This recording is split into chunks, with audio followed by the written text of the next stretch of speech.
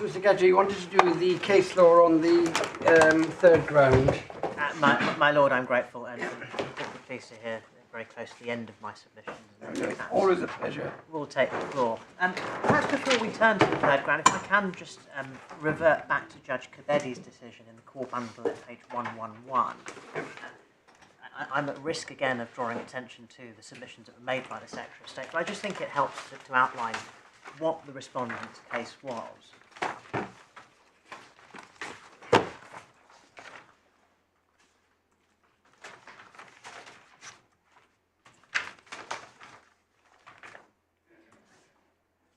Paragraph 29 towards, which really is the final element of that paragraph. Could you give me the page again, sorry? My lord, it's 111, the core bundle. Set out on the Secretary of State's part that it's relevant that the grant of leave to remain allowed the Secretary of State to review the applicant's circumstances if they changed. It was foreseeable that there could be a change in circumstances in the future which justified removal, such as further misconduct or children no longer being dependent on the applicant. Well, that really is where it starts off, and then the summary of the submissions continues, although there may be, alternatively, there may be a case for a grant of indefinite leave to remain in future if there were no further misconduct. Well, that, in my submission, that's not a relevant consideration. The Secretary of State isn't saying here we're looking to ship him off out of the country as soon as it is possible to do so. Yes, there's references to change in circumstances. Well, that was my intervention. As you'll have gathered, I very often overstate things, and one or other of my colleagues reins me in. My lord, yes, and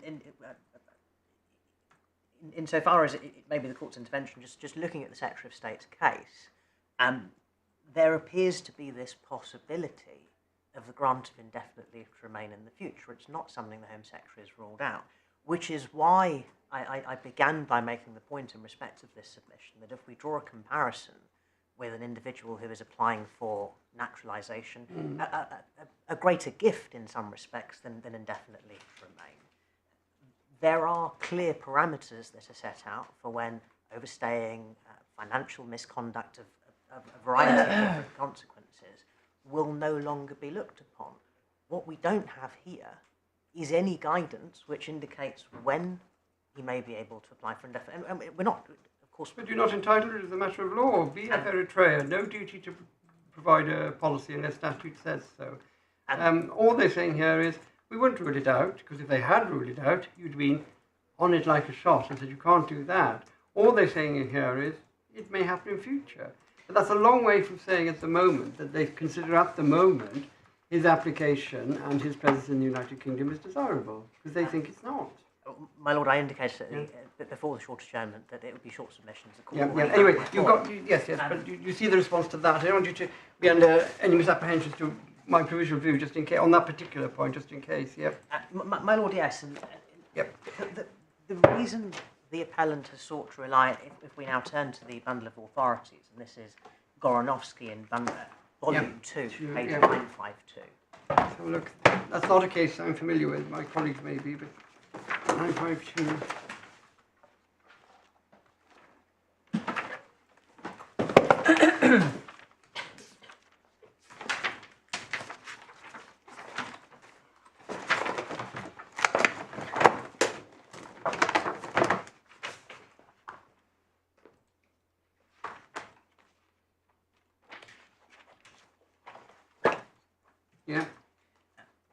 My lord, the facts of Goranovsky are again, nor indeed the regime, are entirely different paths. It involved consideration of Article 1F of the Refugee Convention. The applicant, before Tribunal Judge Blundell, had been involved in what they determined some financial mismanagement, siphoning funds from the company for the purpose and benefit of various individuals, including, it is said, the President's Trust Fund. He found himself in the unhappy position of being on the Interpol Red List, and as a result of which, it was said that Article 1F, the serious crimes provision of the Refugee Convention, applied, denying him the right to be recognised as a refugee in this country. Nonetheless, he was granted spouts of discretionary leave to remain. And ultimately, as we see in the judicial head note, the position that was taken by the Tribunal is that in considering the period of leave to remain which is to be granted to a person who is subject to the restricted leave regime, the Secretary of State is required to consider, amongst other matters, the foreseeability of P's removal. That, we accept there are distinctions in the sense that this isn't an individual, Mr. Khan. Well, I don't think we can just apply the head note. I think we really need to know what was at issue in the case and what the case decided. Well, I don't think we can proceed on the basis of a head note in the upper tribunal. No, my lord, and I come to the point. Ultimately, what has occurred insofar as a short summary of the facts are concerned is paragraph 79 repeats in slightly more detail that the foreseeability of removal is a relevant factor. Now, if we turn to the facts that led to that conclusion, and in particular why the Secretary of State's decision was quashed, Mr. Goranovsky, as part of his application to the Secretary of State, had relied on an expert report where it had indicated that the circumstances in Russia were unlikely to change in a way that he could safely be removed. But the issue in this case is completely different. It's stated at paragraph 79. It's whether or not the Secretary of State should exceptionally grant ILR to a person who is excluded and irremovable. It's a totally different question from the question in this case. Well, my lady, on the facts, I accept that the circumstances are different, but the appellant's position would be that the overall principle, the question of foreseeability, is capable of carrying over to the considerations under paragraph 276b. The six He could never be removed. These people might be, or this claimant might be removed in due course if circumstances change. As things... We don't know. The children, he and his wife could divorce, the children could leave. Sadly, there could be a terrible trauma and the children could be killed. We just don't know. There's a legal bar to removability. Here, it all is going to depend, isn't it? And the Secretary of State surely should have been aware that he wasn't being removed because she did grant him permission to stay for a while. Anyway, sorry, we did say we were going to do it without interruption, and you had nearly 5 minutes, I think only 4, so not quite a record. Anyway, you say the principle applies even in a case where it's a question of making a judgment on the factual. My lord, yes, and parrying back over to what was said on behalf of the Secretary of State and is recorded at paragraph 29. I think that concludes my submissions. And on the fact, was she unaware here? Because how is this put? Is this an irrationality challenge or a failure to have regard to a mandatory relevant consideration? It's a failure to have regard challenge on behalf of the Secretary of State, and of course the criticism having to be put to Judge Kabedi's judgment would be that it's an irrational finding. Right, so what did the decision maker say, and what did the tribunal say then about what the position would be in future? My lord, the decision maker in reality doesn't appear to touch upon the point in any material way. It's simply a case of, we found you to be dishonest, have 30 months on in light of your children.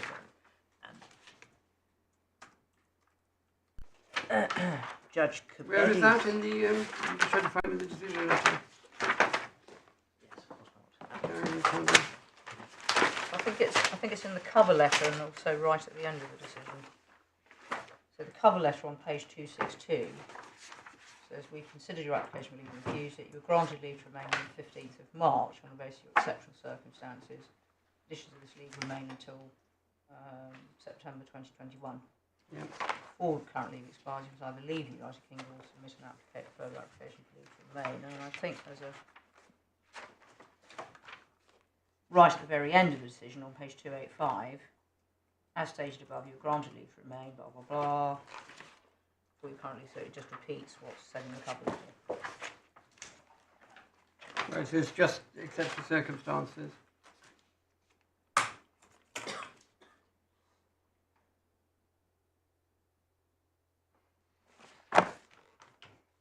And there are some other notes, apparently, GCID notes that refer to the children, do they?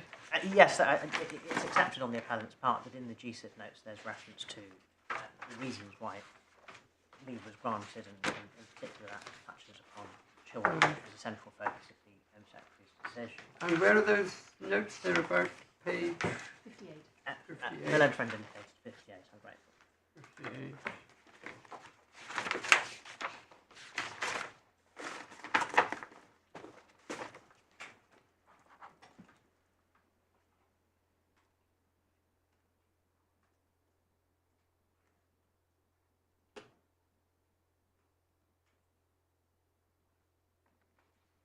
Right. So how are you saying that, what precisely is the Secretary failed to have regard to? Because she knew that, certainly for the period of time that the children were going to be here, essentially wasn't going to be reviewed. So what's, just formulate the consideration that... It's the foreseeability of removal, my lord, and the point that was made before Judge Kabedi was that by the time the youngest child, absent of the considerations of potential trauma, etc., if the current circumstances continue, the youngest child would not turn 18 for a number of years. I think it was potentially 2029 before that would be the case. I may have to check the precise dates, but ultimately the position is the foreseeability of removal, despite being a point raised in the representations, has not been considered by the Home Secretary as part of her balancing exercise. Of course, this case involves two children, now three children, two at the time that the decision was made, who,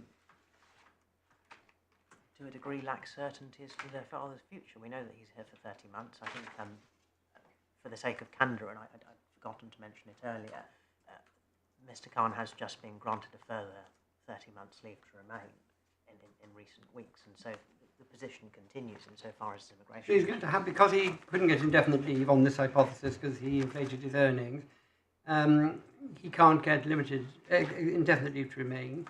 And because it's likely, if nothing else changes, if he stays with his wife, if the children and wife don't leave, if he doesn't do any further wrongdoing, because he's done it once, who knows whether or not he'll do it again. We hope he's learned his lesson, assuming this is the correct hypothesis.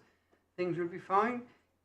If he doesn't commit a criminal offence and fall into the automatic deportation provisions where Parliament has decreed things, if all of those things turn out as Mr. Khan hopes they'll turn out, he will eventually get indefinite leave. And you're saying that she should have speculated or considered the likelihood of that happening and decided that, oh, well, I'm not going to give him 30 months leave, I'm never going to get rid of him, I may as well live with him forever. Is that it, basically? Yes, my lord. Sounds like it. In essence, yes. I mean, I'm putting it pejoratively, it's the way we speak where I come from. It's blunt, I know, but quicker. But the total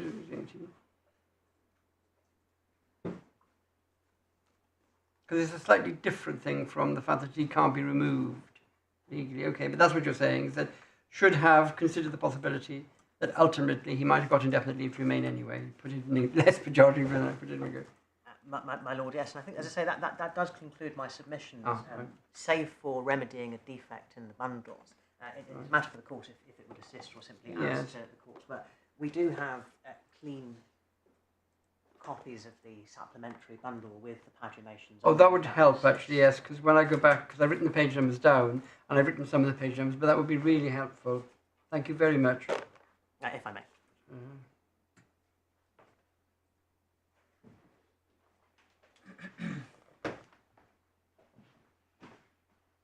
Right. Should we just retire for 5 minutes to see where we want to go with the Section 31 submissions and more generally, actually? Thank you very much. That's very kind. I understand how judges get terribly excited about the absence of page numbers, excited being a euphemism for irritated. But I'm very grateful for that. Thank you very much. And thank you for your patience generally. But we'll just retire for 5 minutes then.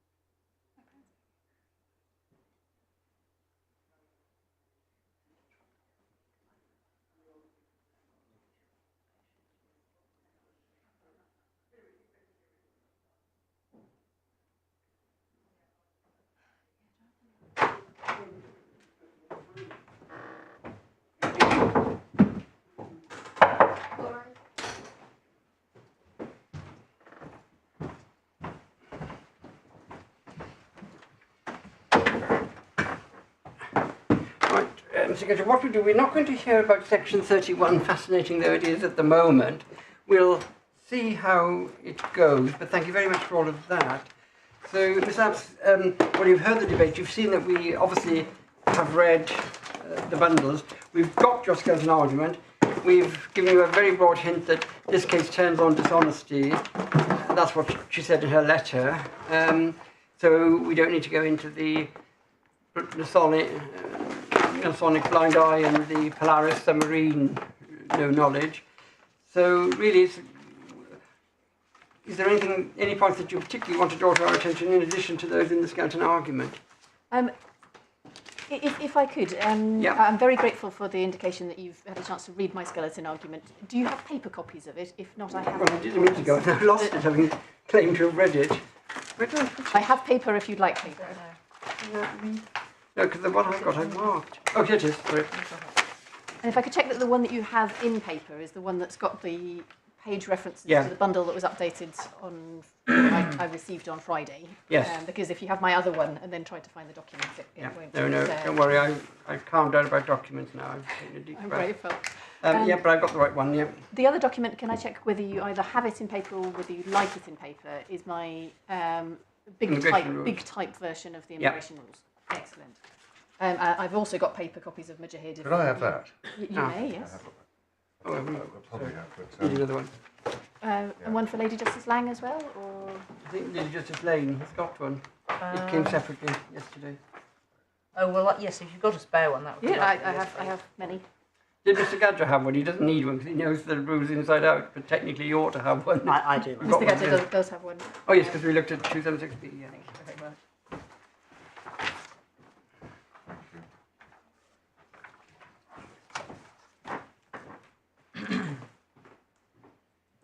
So essentially, I'm going to focus my submissions only on ground one, Yeah. that's in relation to the procedural fairness points, unless the court has any questions that the court would like me to address Yeah. in relation to any of the other grounds.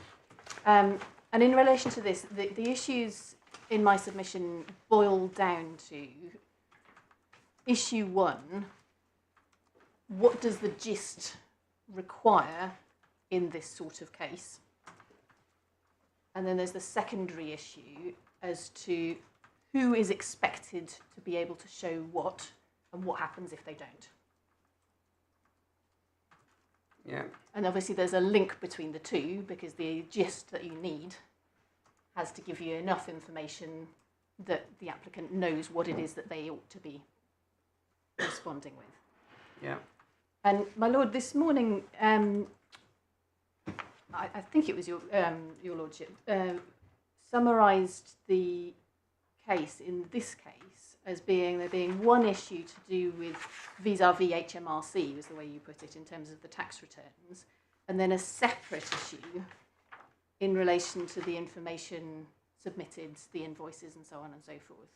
And that's what I'd like to just drill down into my submissions. My primary submission is that in this case, the two actually run into each other, and part of the reason for that is because of the way that the immigration rules are structured, and I'm going to take you to the rules in a short moment, and partly because of the way that the facts actually shook out in terms of this particular case. But and my secondary submission is that if they are different, the gist, so the answer to my question one, that you need in the second scenario, so the information submission point, the sort of magic words that the Secretary of State needs to use are to put the applicant on notice that the genuineness of their application is an issue. And that's a word that I get from Taj, and it's for that reason that I am going to say a little bit about the unconcession, just to put in context why I say Taj is relevant to this kind of case, so that you know where I'm going in terms of the legal submissions. I'm going to go first to the rules. I'm then going to go to Balagajari and Taj. I'm then going to say a little bit specifically about the role of accountants, because in my submission there's actually very helpful case law from the upper tribunal, who of course see lots and lots of these cases, in terms of some real practical guidance, particularly with reference to that second question, the who's expected to say what and what happens if you don't. And then I'm going to say something very brief about the broader authorities from other areas of law that my learned friend referred to in relation to procedural fairness. And then I was hoping to leave it there, unless, of course, there's anything that the court would Very like helpful, to thank you. address you on. So turning first to the rules, and if I could ask you to turn up my what I've called the big type document with the rules that are relevant to this case, and then you'll have picked up from page 6 of that document. There were new immigration rules that came in on the 6th of December 2020. Now, they don't apply to this case, because this case refers to a procedure that has started before then, but those are the rules that we have now.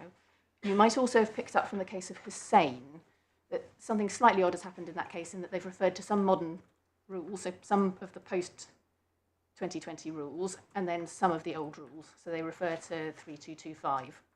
So what I wanted to do is make sure that the court had, just in one simple place, what rules are in place at which different time. It is right that the old rules applied in this case because it was pending.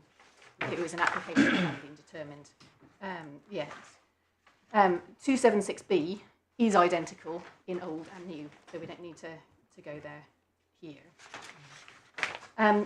The first place I'm going to go in the rules is internal page 3, where you can see it says Appendix A attributes. And this is a point that the upper tribunal judge raised, but it has resonance with a question that my Lady Justice Laing raised this morning, and that's the question about what's different. Well, hold on. Appendix A to what? For what?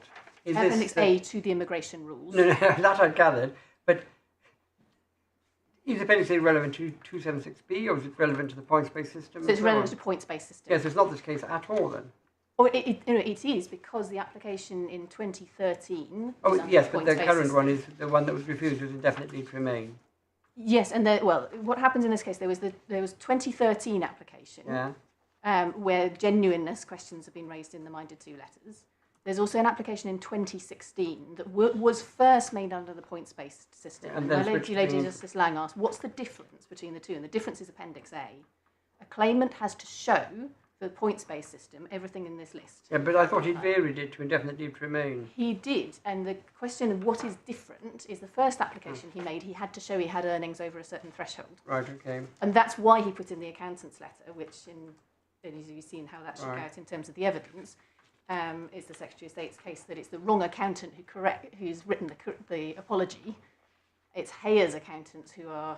So we're now dealing with the 2016 initial application for limited leave to remain. Was on points-based, which means he has to show what is in 19. And I'm bringing you to this because in terms of what does the gist need, in terms of points-based applications, and this is a point that Lord Justice Kareem makes in Taj, there's almost a pre-gist for applicants. They know what they're going to need to show because it's written in the rules. Right, okay. And this includes documents and being able to establish that the business is genuine and gets over a particular threshold. We then have the applicant is interviewed and asked questions about his tax return and asked questions about some of the... So which bit then of 19A is relevant to the unvaried application? Yes, it's the application he made in 2016 that the decision maker finds was dishonest. And We're at cross purposes. I had thought, you will tell me that I got it wrong, that he applied for limited leave to remain on the points-based system, but he varied that application, so the application was no longer an application for limited leave to remain on the points-based system. It had become, and there was only one application, the varied application for indefinite leave to remain. Or have I got it wrong? That is factually correct, but there is significance to the content of the rule for the application that he made in 2016. Yeah, but that wasn't the application that was refused. It wasn't the application that was refused, but the reason that it was refused, and we're going to come on to that in the rules in a second, was to do with the Okay, well, show us what he wanted to do when he made the application, which wasn't ever determined because it was varied. But show us which bit of it you want us to look at. As I understand it, what you're driving at is that the difference between the two systems helps explain the reasons why the change of basis was considered to be part of the dishonesty picture. Exactly, Right. and it also goes to the who has to show what and when, my second question. Right. Because if you're applying under Appendix A, and you know you've got to have... So which bit of Appendix A do we need to look at, or is it all of it? Appendix A, it lists what they need to Right, so you had to show everything in Appendix A in 2016. Oh, it's paragraph 19 of Appendix A. I haven't given you the whole right, the whole thing by The whole of 19A. to say that 19 of Appendix A Right. is the provision that the upper Yeah. tribunal judge refers to, but she does it only in one sentence. But it has resonance for the gist question, because any applicant who makes a points-based application, and that goes for both 2013 and 2016, needs to know that they need to be providing this information and to be able to, and Lord Justice Green says, and it's from the rules in the points-based system that are what gives them enough of a gist that they don't need registing. And in my submission, that's one of the relevances of Taj to this kind of case. And if I'm wrong on my primary submission that in this case those two parts of the gist are intertwined and genuineness of the business is a different thing, then that is an answer to it. If then we can go to the... When he varied it, for the moment that he varied it, I still don't just understand the facts here. When he varied it, he wasn't required to produce the stuff in 19A, and I don't know whether or not he had already produced them in 2016, and this is a significant part of the decision letter which I haven't focused on, or whether it's just your argument he had a gisting in gisting for the varied application is in some way parasitic on the early one. I don't understand in my own mind yet where you're going. Or is it in terms of what the chronology of this case? Chronology and relevance of 19A, yes. So when he applied in 2016... Did he have to comply? Did he attempt to comply with 19A? Yes, he filled in an application form and he provided the accountant's letters from its Hayers accountants that he provided. I can give you a page reference to those if that's helpful. It's and then he varied it to a date I don't know about. And he varied it he varied it after he was interviewed. Yeah. And after he was sent that questionnaire document that you were so he varied it, and at that stage he didn't have to satisfy 19A anymore. If I was being pejorative, I'd say that once the Secretary of State started asking him questions, He varied it. He varied it to something that didn't mean that he had the burden of proving as part of the application, but it has a second resonance, and that's to paragraph 322, which is the grounds for refusal. And these are what's called general grounds for refusal. And this is what the decision relates to in this case. And you'll see at page 1, 322 is the grounds for refusal, and there's two types of grounds. There were mandatory grounds for refusal, so where leave must be refused, and then there's discretionary grounds for refusal. If I just note 1A, now in my submission the facts of this case would have actually allowed a decision under 1A, it just wasn't made. 1A of what, I'm sorry? So 3221A, page 1. Oh, sorry, right, okay. Page 1, you're on page... Page 1. Yeah. 3221A. This could have been a ground, but wasn't. It wasn't, so... Yeah. And this is the false representation ground. And there's Court of Appeal case law on this, which is cited in Balagajari. And that's But cited. If it wasn't done on that ground, does it help us today? Well, it's relevant to my unconcession. So Court of Appeal has decided in 2010, in a case called Adeyoyen, sometimes called AA Nigeria, you need dishonesty for 1A. Right. Let's not get too distracted from this case. We were hoping you'd help us on this case. At the moment, you've told me a lot about the 2016 application, and you've told me a little bit about something that could have been the basis of the decision but wasn't. So coming back to this case, yeah. But the 2016 application is one of the grounds for refusing. Okay, we'll carry on for the moment, but I don't need to worry about 1A, do I? Because it wasn't the basis of the decision. It wasn't the basis of the decision, but I'm being clear as to what I'm unconceding and what I'm not. AA Nigeria applies to 1A. 3225 is the basis of this decision. It's over the page on page 2. Yeah. There is no case law that says, as a matter of binding precedent, that you need dishonesty for undesirability of permitting the person concerned. The reason I'm raising it is because when we come to Balagajari, which I'm going to come to quite soon, some of the paragraphs in Balagajari, particularly on my second question, who needs to show what, are based on the concession that you need to show dishonesty. And in my dishonesty is likely to be an example of undesirability, but there could be other things. Dishonesty will pass this threshold. Yeah. But my unconcession is that I don't need to go that high, and that's why because but it's you have gone that high here. Well, except that you have in the decision letters. So on the facts, the Secretary of State does need to show dishonesty. Yeah. Well, I do on this case because I've alleged it. I can do it. I do in. You haven't said that you would have refused indefinite leave to remain even if you had found that he wasn't dishonest, because his character was otherwise undesirable. You have only said in your decision letter, you are dishonest, you have inflated your incomes, we think that is undesirable. You haven't said anything else really, which is why, having invited you diplomatically to make submissions on this case, with things that might help us in this case, I'm a bit worried that we don't spend too much time on things that have nothing to do with this case. Indeed, and I am It's keen to focus really, really where we're going to go into Balagajari. What Balagajari decides as a matter of law, and what bits of Balagajari are based on a concession, is in my submission just an important point for the court to have into consideration when we... Yeah, we've got that point. You want us to be aware that nothing we say suggests that everything is to be, that the threshold is dishonesty and the threshold in Balagajari applies because it's always dishonesty. But we know that, but it's also relevant. It's relevant to materiality as well. As my Lady Justice Laing said, my client decided that this person was dishonest. Now, if that was procedurally unfair because they didn't give enough of a gist of dishonesty, but they did of genuineness in my submission, that is enough.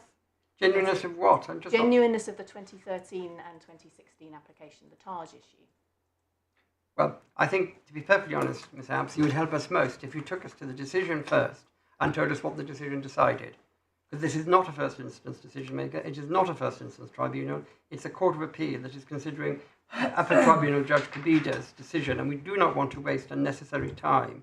So please show me in the decision where you think something other than dishonesty is the basis of it. Because if dishonesty is the basis of it, we surely can't decide that some other basis, short of dishonesty, would have been appropriate. Well, or is that not your argument? My lord, that's why you have a respondent's notice in this case, relying on the case of Taj, which is not referred to in the tribunal's decisions. And I've already mentioned why I'm going to Taj. Now, in the interest of time, if I may take you to Balagajari, and then I'll take you to Taj. I can take you to the decision now, but I don't think it's going to help you on the question. Well, I don't understand at the moment where your submissions are leading us to. I understood the decision letter, but it may be my fault, even though I've read it 6 times, and if so, I'm really sorry. I thought the decision, I've got page 283 in front of me, was that this was dishonesty. However you cut it, he lied and inflated his income. That's what the decision was. If he didn't lie, or if you haven't been procedurally fair, I didn't think there was some other general undesirability basis for refusing it.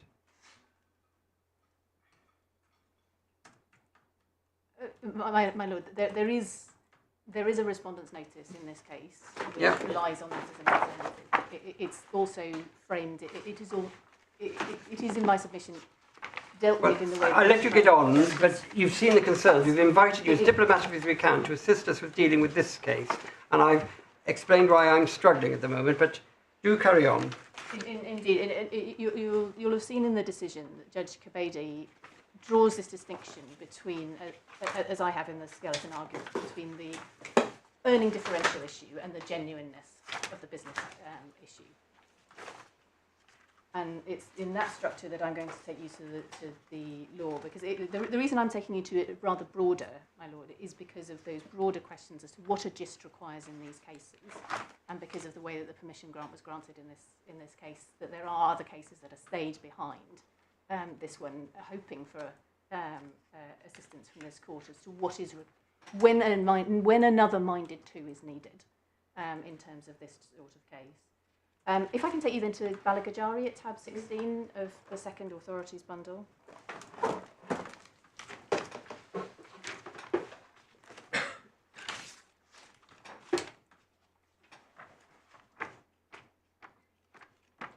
Yeah.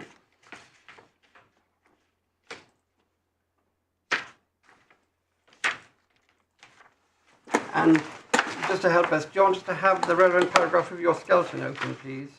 So we know where you're going. You can do. You might find it helpful to have the rules open just so that you can match it up with what is said.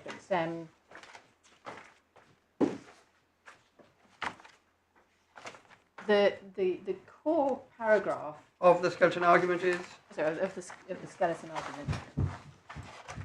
argument.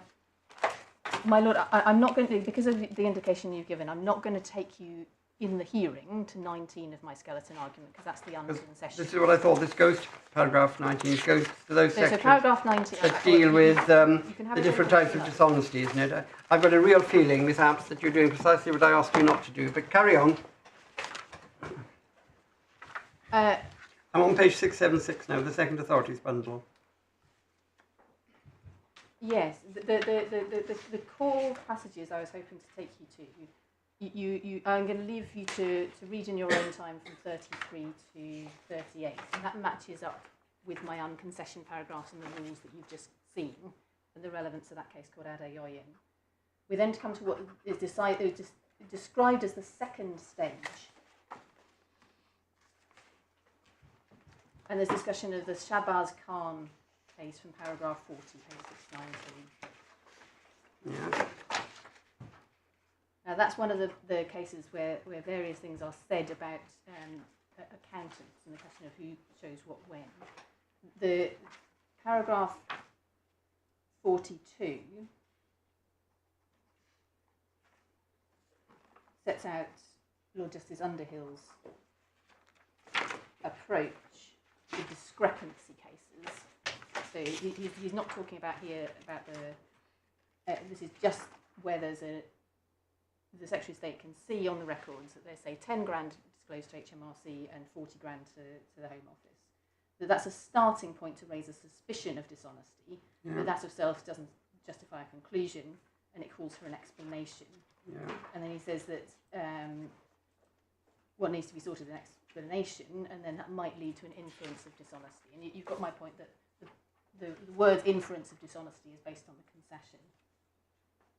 We then pick up from paragraph 45 the procedural fairness point, and I'm going to take you through the earlier authorities. The nub of the decision is at paragraph 55, which is over on 696. What Lord Justice Underhill says needs to be gisted is that suspicion, and that's if you've got a discrepancy case and the suspicion of dishonesty, all that is needed at the minded to stage isn't pages and pages and pages of letters, and I'm not going to take you back through all of the pages we read this morning. This is the standard. You need to identify the discrepancy, so you need to be giving the date. So 2013 tax return says 11 grand. Application in 2013 says 40 grand. I am concerned that might be dishonest.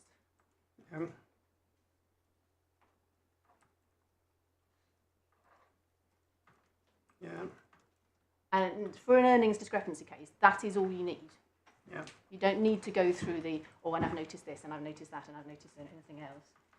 The other paragraph I'd like to take you to, because it's taken as being the ratio in various other cases, is 212, which is internally in this report. It's 732.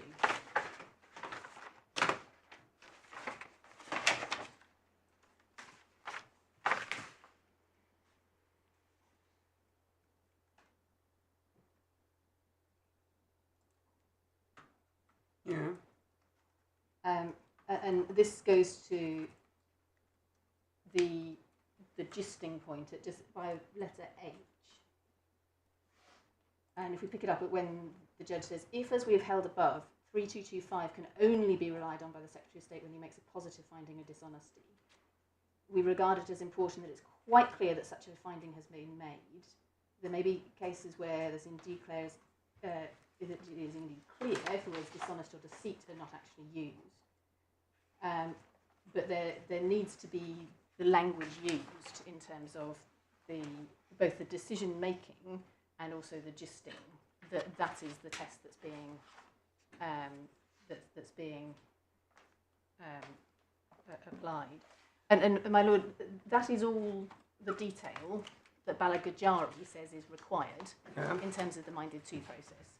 So, in applying it to the facts of this case, in my submission, although the Secretary of State did, when faced with threats of JR, say that they would issue another minded to letter, as a matter of strict legality, that wasn't actually necessary in this case. But she did it, so we're looking at the second one, actually. She did it in this case, but we are in the Court of Appeal, Yeah. and there are cases waiting for an answer to what is enough gist, because as you can see, this does happen. But you can't in provide a practical general cases. answer to what is enough gist other than in the most general terms, can you? It will all depend on the facts.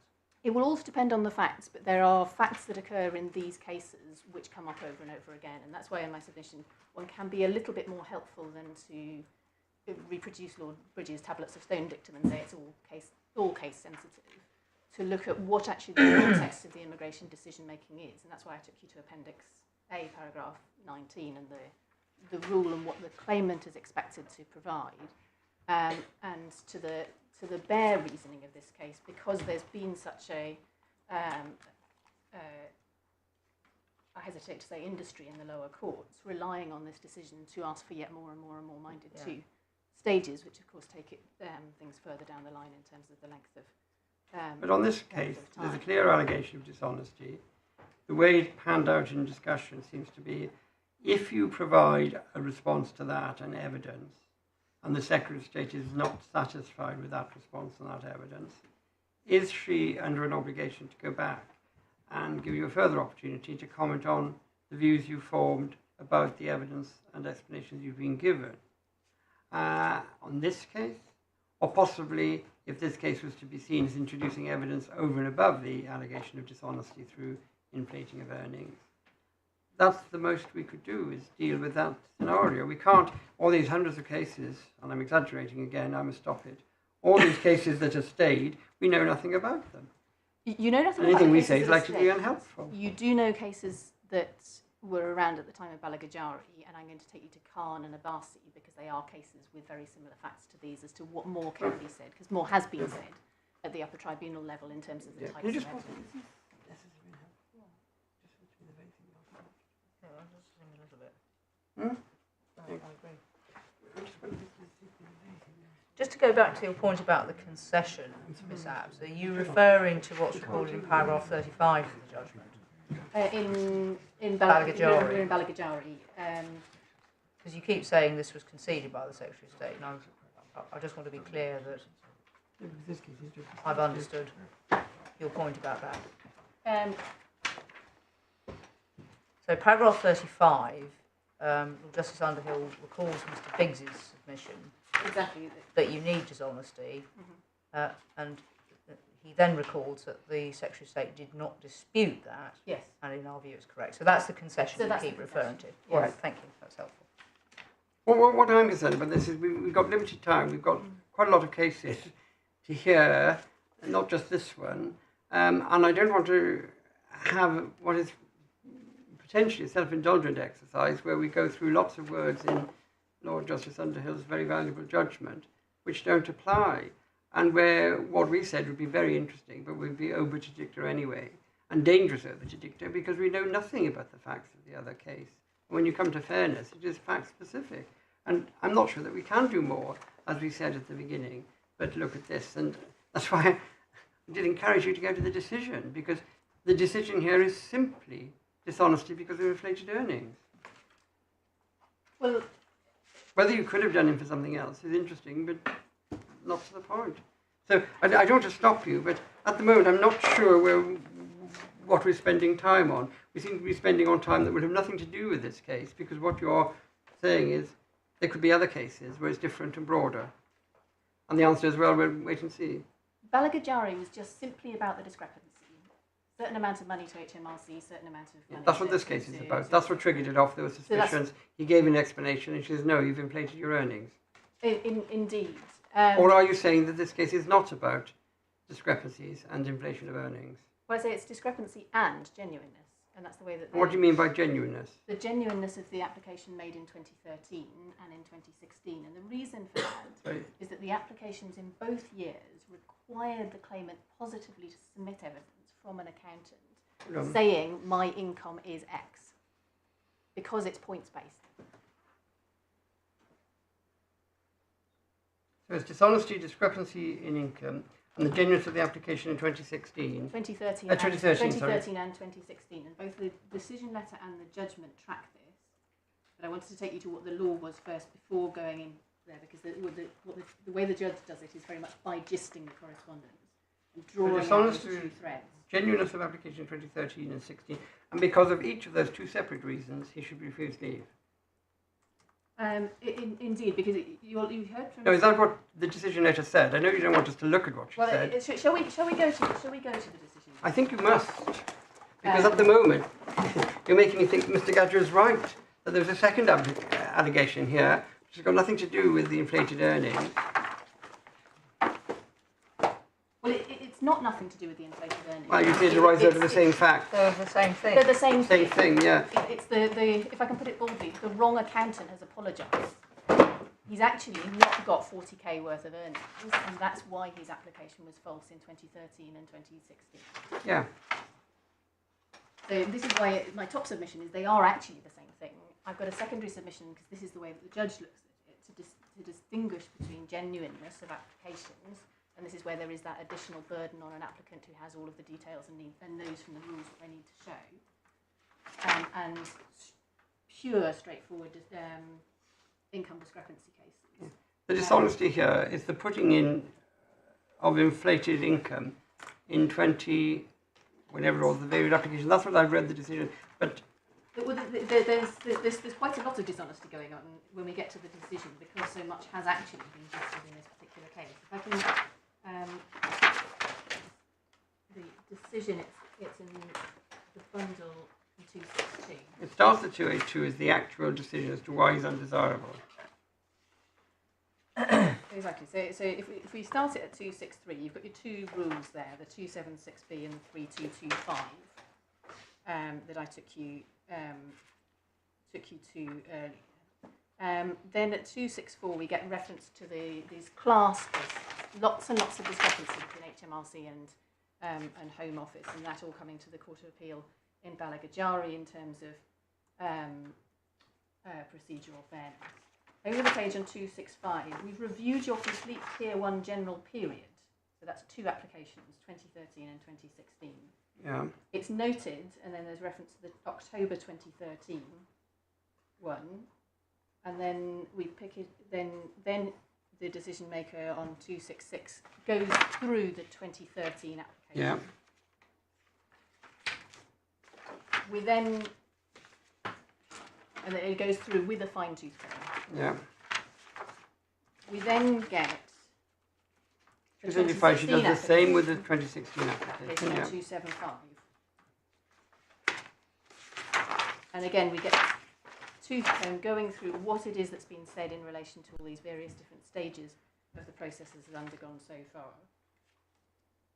And the Then- conclusions at 282, especially 283, you have been dishonest because you inflated your income when you put in your current application. Indeed, and then And that is the decision, isn't and it? then we get 279. We get the timing point, which was minded to back in the very early stages, 2019. Yeah. The point about it's from the figures disclosed to HMRC are around 10 grand, and then you get the correction up to 40 grand in the year of an application. Then it goes back down again, and then the next year there's an application, it goes back up again. And there's that that explanation is not accepted. Then you get from 280 what is said in terms of what is genuine out of that table. Yeah. And then you get to And then you get 3225, character and conduct. You get the going through the bank accounts, which is where it picks up that it's not believed to be genuine income of 40k because money comes in and then it goes straight back out again. So it's not evidence of genuine. Yeah. The dishonesty is and then you get inflating your later figures for leave, not understating your HMRC. So that the figures the Secretary of State considers is more likely to be correct is the lower figures, not the upper figures, because it sees money going round the money it sees goes round in a circle and it doesn't see 40k's worth of money going into the bank statements that have been provided. Yeah. Now the gisting of what is the minded to letter, which is the 11th of. I'll finish the decision first because you've taken us through lots of reasoning. I'm really sorry, but I think with the greatest respect, you're not actually addressing what I'm saying. Look at 282 onwards. when you get to 283, I understand, I really do understand all the explanation you've gone through. He was claiming that he had more money when he did his 2013, 2016 applications and so on. But the dishonesty is the inflation of the income. That's the simple factual thing that is dishonest. Well, in my submission, that's actually enough for Yes. this claimant not to succeed. But what the decision actually does is it does it from the Balagajari question first. So what is your explanation for the disparity? Do I believe it? Answer no. And we pick that up at 282. And then the decision has checked everything else that's been submitted. Now, what the way that the upper tribunal judge put it, and if it's helpful to go to what the upper tribunal judge said,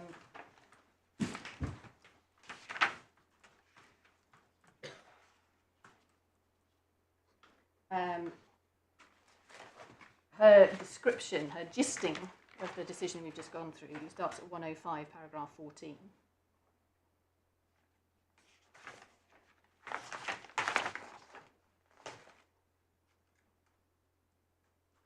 And she says, well, there's a refusal, and she deals with the discrepancy point, the Balagajari point. We then go over the page to 15. An additional basis for refusal was that the applicant had falsely inflated his income in the years for which he was relying in his applications for further leave to remain. So that's the genuineness.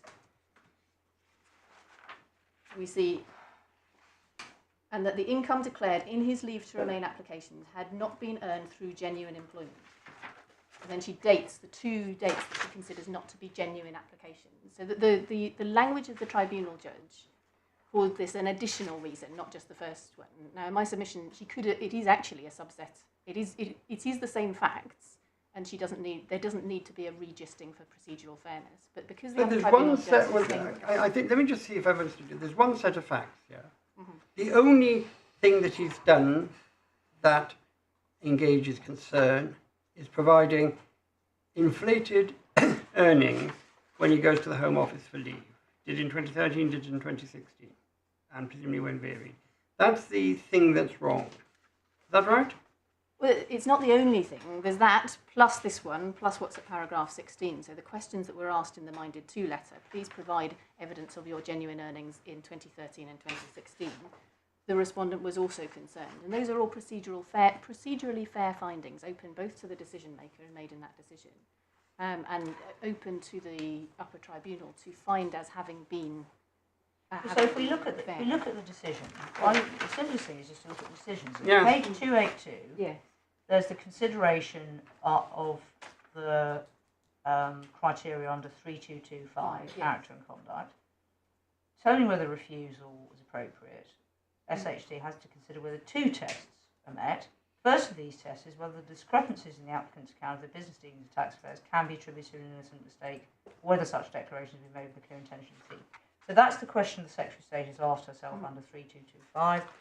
And the question she's asked herself under 276B2C, as above, views substantial evidence to conclude on that's probability the discrepancies cannot be explained by innocent mistakes. Furthermore, you have not demonstrated that your self-employment income was earned genuinely. It is considered your income was falsely inflated via self-employment in the years you were relying to leave to remain in the UK. So I read that as containing linked but somewhat different reasons for refusal under those two paragraphs. Is that the right analysis? I would accept links but somewhat distinct, and the degree of linkage and the degree of distinctness doesn't matter if sufficient gist has been given of what it is that's said. And right. my submission on the law is that you don't actually need to go further than to note the discrepancy, so you actually give enough of the gist. And in this case, far more than that has been given, because specific questions have been asked about genuineness, and documents specifically requested in that 11th of March letter that hadn't been requested. So in other words, the decision cannot have come as a surprise given the questions he's been asked so far. Exactly. All of the correspondence that preceded it, plus the content of the immigration rules themselves for points-based application. Okay.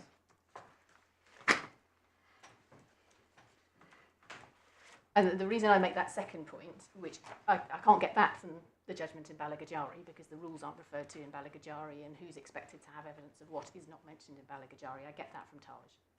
So there were two allegations. Are there? Well, The figures are discrepant. I have a suspicion of dishonesty, and you've got to explain it and you haven't.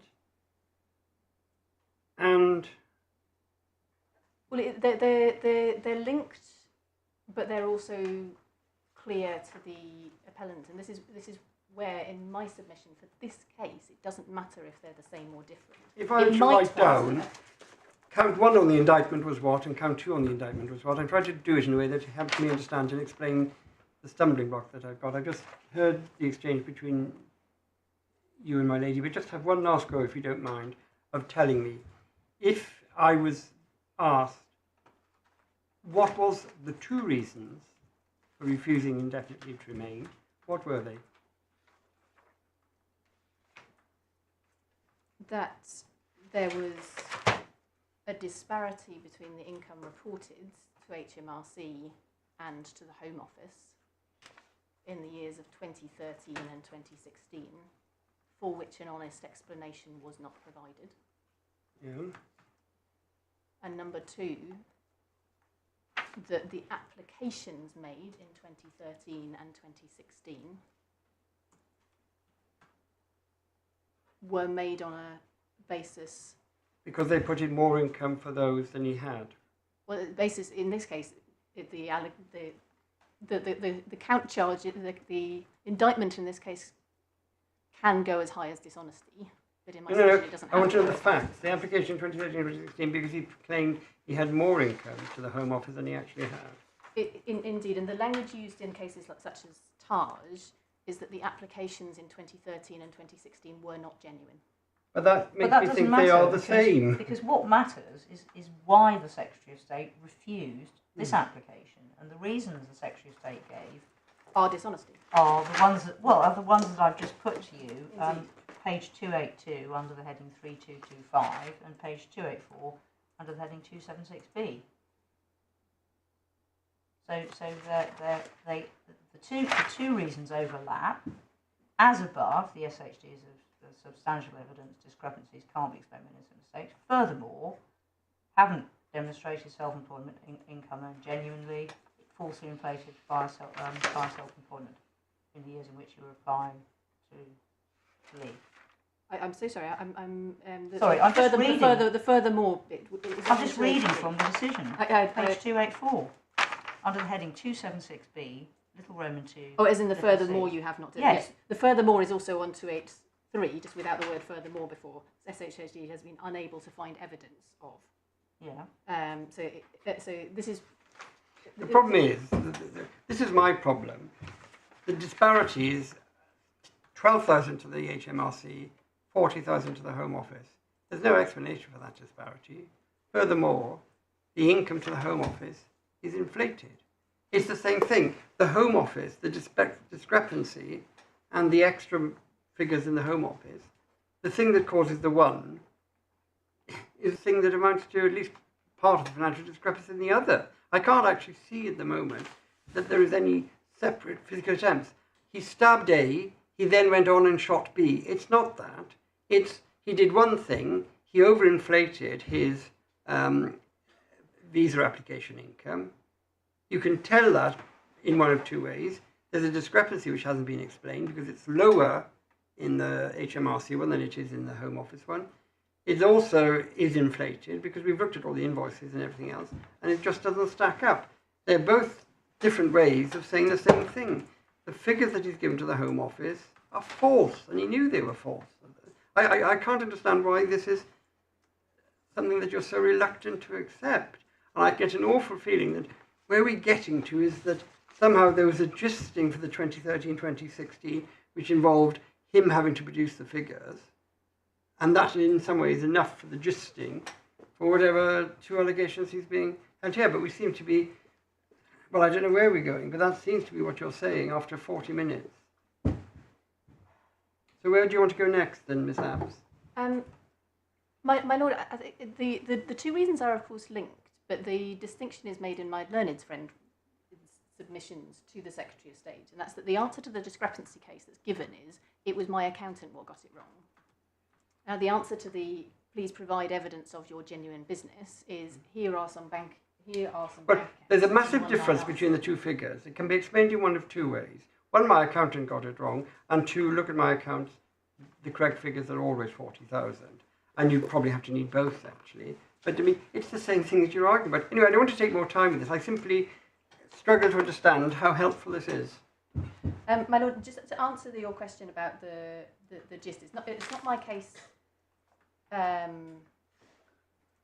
the second interlinked reason lowers the need for gisting, that there's a dishonesty concern about the discrepancy. That's not my case at all. Right. You can see that if it's helpful for me to take you to the 11th of March letter, because that takes... No, you through do. the You discrepancy and then present asks- your case as you think will assist us. We've indicated to you how we would be assisted, but you present it as you think it will assist us.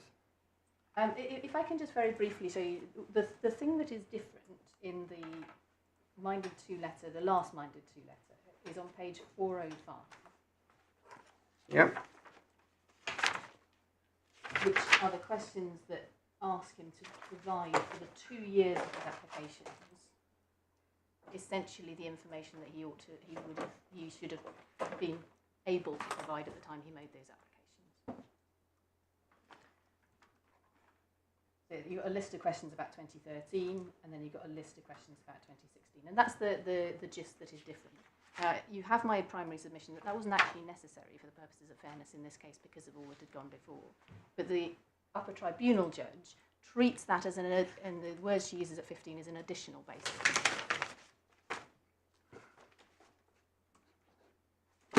Which is a basis that puts some evidential burden on the appellant. And what's argued by my learned friend, or was argued in his skeleton, is that it's not right to put an evidential burden on an applicant, because in dishonesty it's for the Secretary of State to be the one to be able to prove dishonesty. So for genuineness cases, it's my submission that that's not the right way to look at it, and we for points-based applications.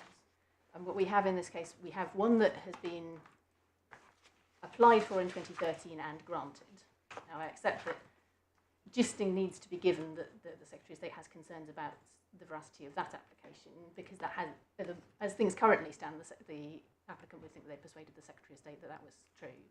2016 one is different in this case because it wasn't decided before the claimant decided to vary his application, so he didn't actually need to show the matter that the Secretary of State was concerned about. And those are the types of application that are dealt with in the Taj decision, which is in the Authorities Bundle, tab 15, starting at 651. And this isn't a case of dishonesty, but is a case that talks about what is procedurally fair in that process in terms of putting the claimant on notice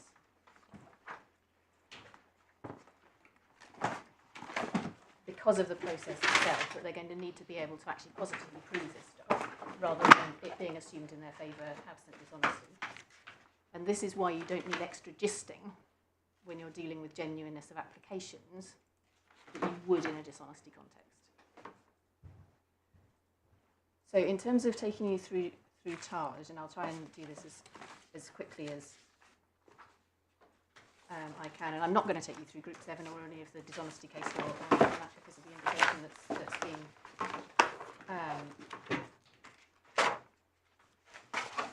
been given. And we can see that it's about the points-based route. So if we go to page 654 from paragraph, well, if it's helpful actually maybe to go back one page to paragraph 4, this shows what actually happened in Mr. Taj's case. He was refused leave to remain on the basis of a variety of facts about his application, where he claimed to be running a successful small business, which were inconsistent or inaccurate and gave rise to concerns that the business was not genuine. Sorry, where are you reading from? So in paragraph 4 is at the bottom of 653. Thank you. So the facts of Taj were, it's not alleged to be dishonest at all, but the Secretary of State refuses because he's not convinced that the application that's been made is a genuine one.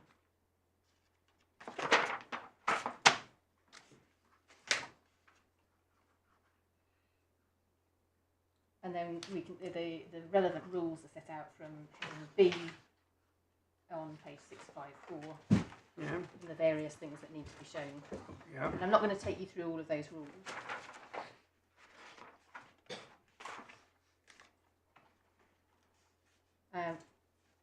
The claimant was interviewed in that case and received questions. The interview is summarised. I don't need to take you to the detail, but if you want to know where it is, it's paragraphs 13 and 14 on 657.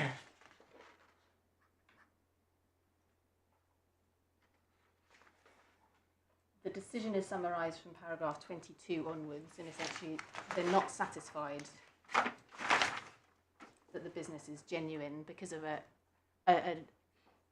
a mixture of features, some of which are present in this case. So, for instance, lack of online presence of the business. That's happenstance. That isn't going to help us. Yeah. Well, it's the process which the Secretary of State. He had to show that he had a genuine business, business, and he didn't produce the evidence to show he had a genuine business.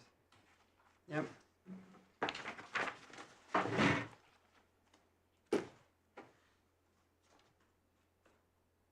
And then we pick it up with the first ground of appeal was procedural fairness. The second ground of appeal was rationality. First ground of appeal, we pick it up page 664 from paragraph 45. The first thing that Lord Justice Green does is... And what, just remind us, what was the allegation of unfairness? Before they reached a conclusion that the business was not genuine, they said they had to go back? Let me just find out if there is a paragraph where that is. Paragraph So 31 is where the grounds are summarised, 660. Sorry, I got across... No, don't worry. So the gravamen of the claim is that the procedure adopted by the Secretary of State was unfair, and the claimant was not given a fair opportunity to know the case that was made against Yeah, it's the facts I'd really like to know, actually. What was it that he didn't know about? Well, this was an application. He didn't. There wasn't a minded to stage. So he made Exactly. an application. He was interviewed, Yeah. and the decision was made that his business was genuine. Having So his asked him- complaint was he hadn't been told by the Secretary of State that the Secretary of State was minded to find that his business was application genuine. It wasn't genuine, yep, okay. So he's got to prove, he's got to show under the points-based system that it's genuine, and the evidence he's produced to show that it's not genuine was not in the Secretary of State's view considered sufficient. Indeed, following having asked him a series of questions Yeah, at an interview, yeah. like in this case. So the process that was carried out was. The case is very different because there's a minded to letter. That's what we're dealing with. Well, we've got more procedural fairness in this case. Don't pick individual happenstance coincidences. Just focus on the real issues. So points-based application. Exactly He had to show a genuine business. He had the interview. She said no, it's not a genuine business, and he says that's not fair. Before you reach that conclusion, you should have come back to me and said, I have an obligation to apply and put things in. You aren't satisfied with that, and it's not fair to take the decision without coming back and showing me that you're not satisfied. And giving me a chance to answer the concerns, and then he says it's irrational because there are points made in the decision letter which are not good points that I could have answered in any way. And then we get to paragraph 45 So and paragraph following. 45 is the start of the reasoning on procedural fairness. I'm going to skip through from 46 to 50 because that's summarising Paython. Yeah. You've got the point from my skeleton argument that I don't accept proposition 3 under paragraph 50 in relation to whether Paython sweeps away any requirement of materiality at all. And I won't, and I can give you the paragraph in my skele if that's helpful, but in my submission that goes just a bit too far. Something will not be procedurally unfair if it's not material. If the person actually wouldn't have raised anything that could have made any difference. And then we pick it up at 51, and this is the point about is there a minded to duty.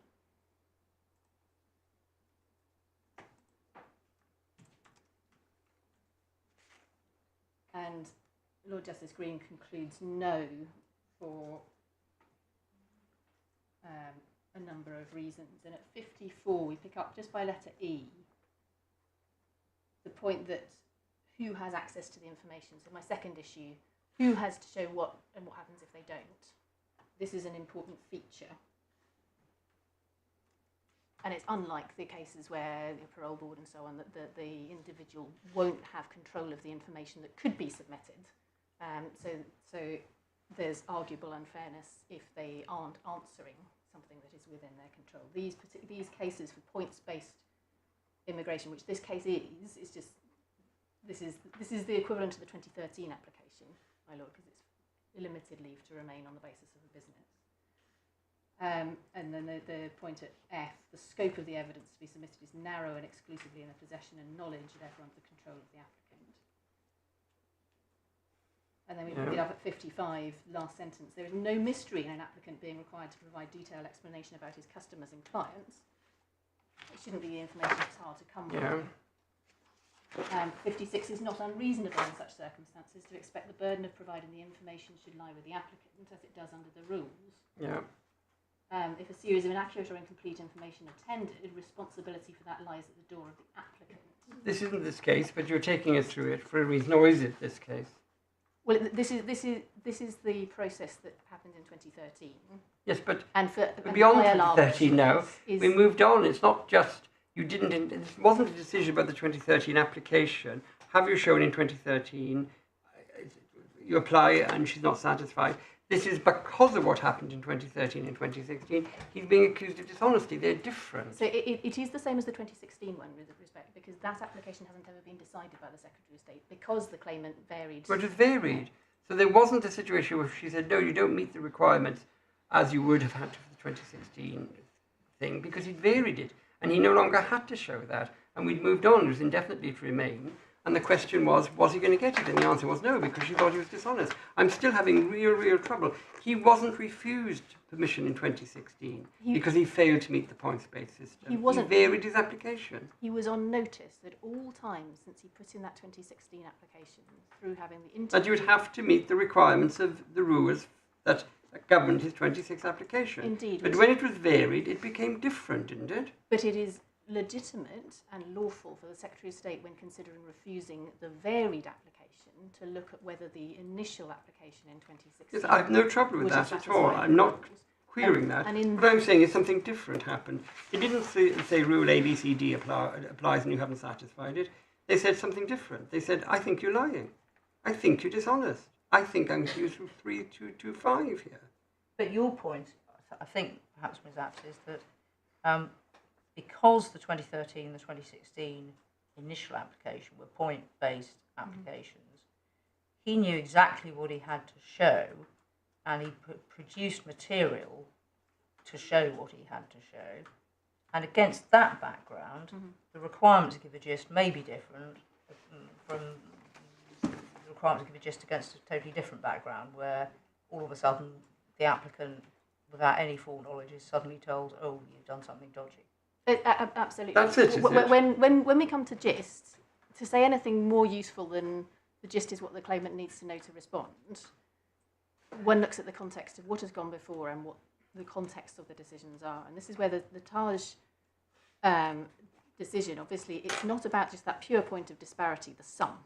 It's about, can you show that you've got a genuine business?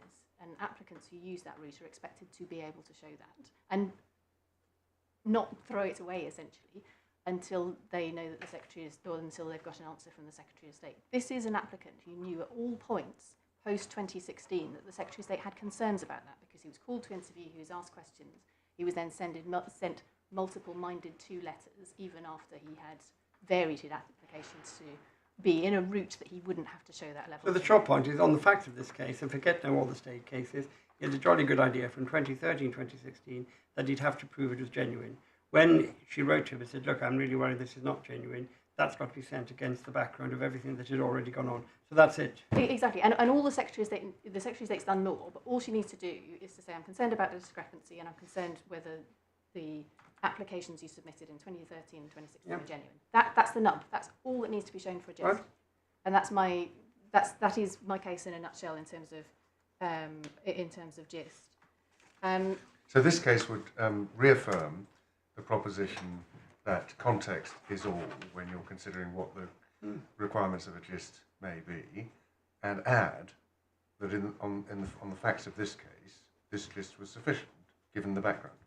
Given the background that is both background to the rules of this type of application, plus the discrepancy issue, the what was Might not be decided in particularly helpful in Valgajaris. other cases where the facts are likely to be quite different. Or maybe there's a wealth of cases where the same procedure's been followed. I don't know. Well, my lord, that there is. If I can show you to two cases that are in the bundle in terms of these types of application, just so that you're aware of what the other tribunal is seeing, and those are the cases. Well, you can, but I really don't think this is helpful, because the more you say, the less I think we can even begin to express general views as you would like. Because what you've now persuaded me of is that your submission is that on the facts of this case, whatever the law generally, because it's so closely tied to the two things he did in 2013 and 2016, that the minded to letter that came in 2017 or whenever it was had to be read against the background of what he already knew. And then that's not going to help anybody else. But if you want to show us cases, you show us to them, Miss Appellant. I would encourage you after nearly an hour that what we were hoping to have was focused submissions that would help us deal with this case. My lord, I think that's almost the opposite of the submission I'm making. I'm not saying that then you I need misunderstood to it look. again. I'm not saying that the Secretary of State's letter on the 11th of March 2021 was defective. I'm saying it included what it needed to, plus another, I don't know, 16, 20 pages. Yes, exactly. It was doubly bomb-proof. It was. Read it. She couldn't have asked for more. And in any event, it was sent to somebody who'd already had these dealings.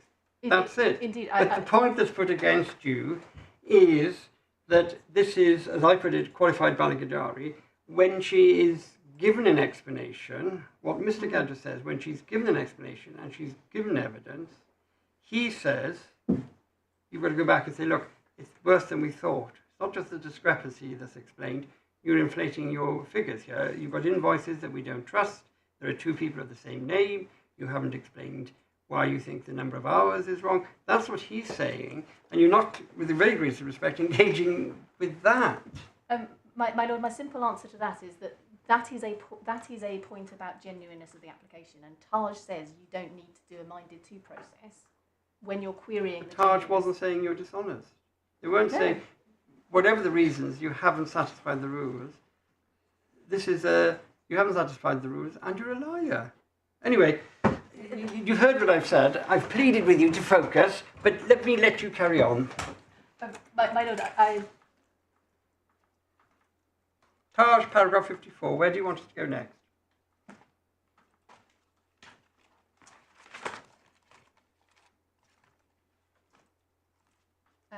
My lord, I wasn't planning to take you to the sections of Taj, I've already taken you to 55. I thought. Yeah, or 55, sorry, There's a mystery and no mystery, and then I thought I'd taken you to 56. Oh, and 56 too, I beg your pardon, yes. As well. Yes, it's 56, I'm so sorry, yes. And then we there's the section that starts at 63. Is there a duty to put the applicant on notice of concerns about truthfulness? And he said, well, not in this case because it's not about the veracity of the evidence submitted. But then he picks that up at 73. It's all context and fact sensitive. But at 74, the principles of procedural fairness, as applied to the PBS, don't compel a decision maker to communicate evolving concerns about truthfulness in the context of points-based applications, which I submit is it is relevant to this case. Just so that you know it's in there, there is also helpful discussion of the issue of rationality and how this can make any difference from paragraph 80 onwards. I'm not going to take you in detail, but I'll just note paragraph 88. Taj was a case, as Mr. Gadjar submitted in this case, that he says that there are bad reasons and good reasons in the decision letter. Taj was a case with some reasons that were good, some reasons that were not so good. But the question is irrationality as a whole and whether it really makes any difference. I don't think that proposition is going to be surprise to this court, but Taj is a case that covers that base as well. In relation to my lord's question about that 11th of March letter, I've taken you to it several times. It's not my case that it is defective in terms of the detail and the notice that it gives about dishonesty, because it does do so throughout it. Would you find it helpful, my lord, to go the reason I haven't taken it in detail is it is actually a very long letter. You present your case as you think it will assist us. dishonesty in terms of the figures, it might be helpful just so that you have my submission on it, my lord, because we did go through the decision, which sort of maps onto the same structure. If we pick it up at 401 of the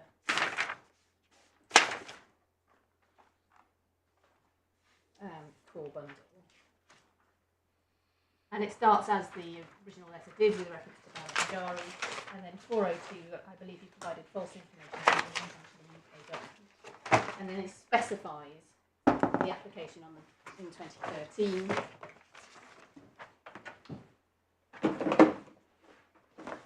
It also specifies concerns about the accountant's letter. Then there's the disparity. And at the bottom of the page, I believe you've acted it. Then you've got the 2016 letter. And then you've got that I believe you've been dishonest. You've then got the separate question. Well, in my submission doesn't need to be a separate question, but they are put on notice as to the interview and the letter from Saab and Saab and the concerns that the Secretary of State had with both the letter and the explanation that was given. So dishonesty plus about other things.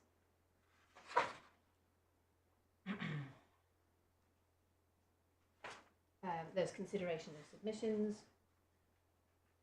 consideration of the explanation that he didn't read, he didn't spot it, and that's said to be dishonest on 404 because of his business qualifications.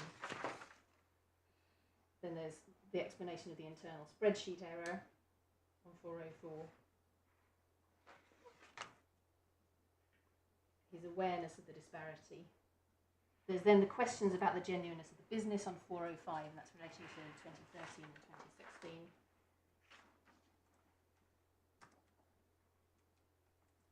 There's then the differential between 2013 high, 2016 high, other years low on page 406.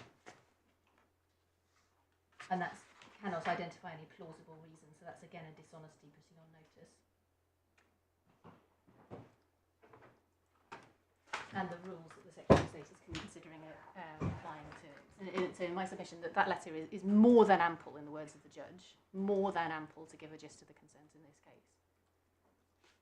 And that all actually she needed to do was note the disparity, that the applications were made on a points-based route,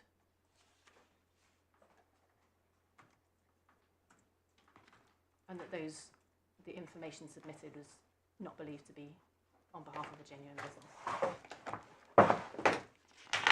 My lord, I don't want to try your patience. No. I'm sitting here patiently listening to you. I don't want to stop you. I've indicated where I was having trouble, and you're certainly not trying my patience. It's only 3:25. You've only had an hour and 5 minutes, so do please carry on. You're being very polite, my lord, but if I do try your patience, I'd rather know you're not trying my patience in the slightest.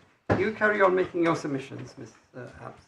I appreciate that you've indicated that this court is unlikely to be assisted by knowing about other cases in this particular context, but if I could show you Abasi, which is at tab 27 of the authority. We don't have tabs, Miss Apps. Oh, sorry, page 999. 995. Yeah.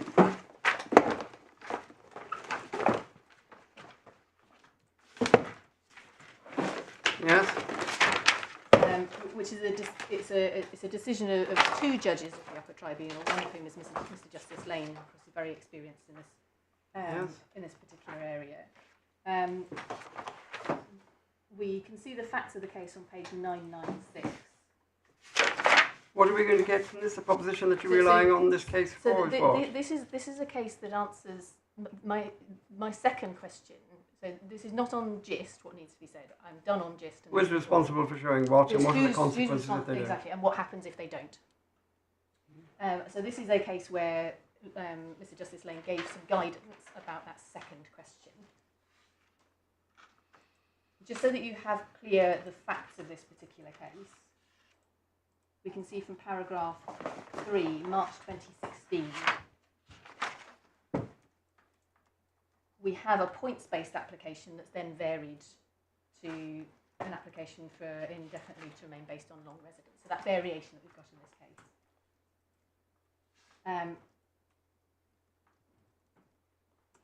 Decision made under 3225, same rule. So you see paragraph 5. Paragraph 6, the respondent concerned by the following matters.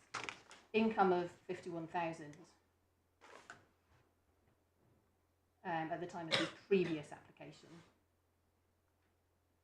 And then as part of his application for leave to remain in 2013, again an asserted income of 57,000. And that gave him points.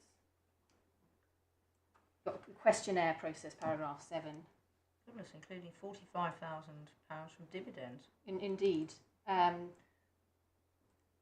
have had an enormous shareholding in something. Well, So where do we go next? We don't need to worry about that. 997 over the page, paragraph 8. Yeah. We then look at what he disclosed to HMRC at the same time, and lo and behold, it's 13,612, which would have entitled him to 0 points. Yeah.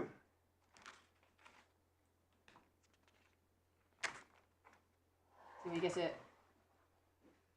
We've got that. So where do we go Then next? we get amended tax returns are put in, see paragraph 11. Yeah. And then we get the decision to refuse. Now, this is a case that goes on a right of appeal because they also decided a human rights claim, as far as I can see, at the same time. Yeah. Unlike this case, where of course there was yeah. no decision because in 2019 he was given discretionary leave. So the discretionary leave element and the ILR based on Yeah, we've got that. 322 became disconnected. Yeah. So that's why you get this out of stepness going on. So you've got the decision of the first tier tribunal, and we get a letter from an accountant, page 998, which is in relatively brief form. You can see from tax assist accountants. Yeah. And it's signed by someone Samantha Skyring. Now that gets a significance later, which isn't reflected in this particular case.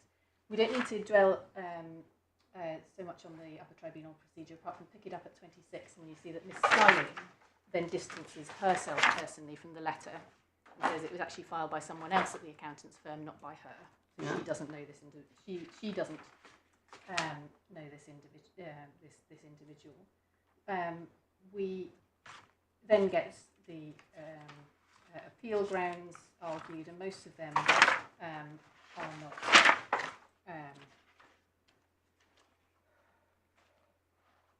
relevant. We then get another letter from Tax Assist at paragraph 56, which accepts that it's not a Skyring, but that the letter was issued by the other office. So we've got an accountant's letter saying it's our mistake, but in very limited terms. We've got an issue about who the signatory was. And Mr. Justice Laing says at paragraph 59, matters are unsatisfactory, and they're not in a position to be able to cross-examine the accountants and find out the real truth of the matter. And what he does from paragraph 63 is put down a marker in these cases about accountants' letters in these cases. Yeah. And at 64, perfunctory letters. Yeah. And there's an expectation, and it's written as an expectation of the tribunal service, but in my submission it's also an expectation of the Secretary of State, that if an accountant's error is to be the reason for such a disparity in these types of cases, then far more than is set out in those perfunctory letters is required, and he sets out what he would expect, so statement of truth, full details of how the error is said to be made, the basis and nature of any compensation, whether the firm's insurers, regulatory body have been informed. And in the absence of such evidence, the tribunal is unlikely to place any material weight on letters of this kind. So the Secretary of State says that if the tribunal is allowed to take that approach to the evidence of, perfunctory evidence of accountants in earning discrepancy cases, that the guidance that Mr. Justice Laing gives in those cases, it's helpful to read that across into this context, given the similarity of the fact patterns of what occurs, and that it's dealing with that particular type of evidence that's relied on in this case. And that's why I raised that case. You've also got in the bundle a case of Khan, which of course the Court of Appeal found great assistance of in Balagajari, which is at the which is at the page starts at 1021.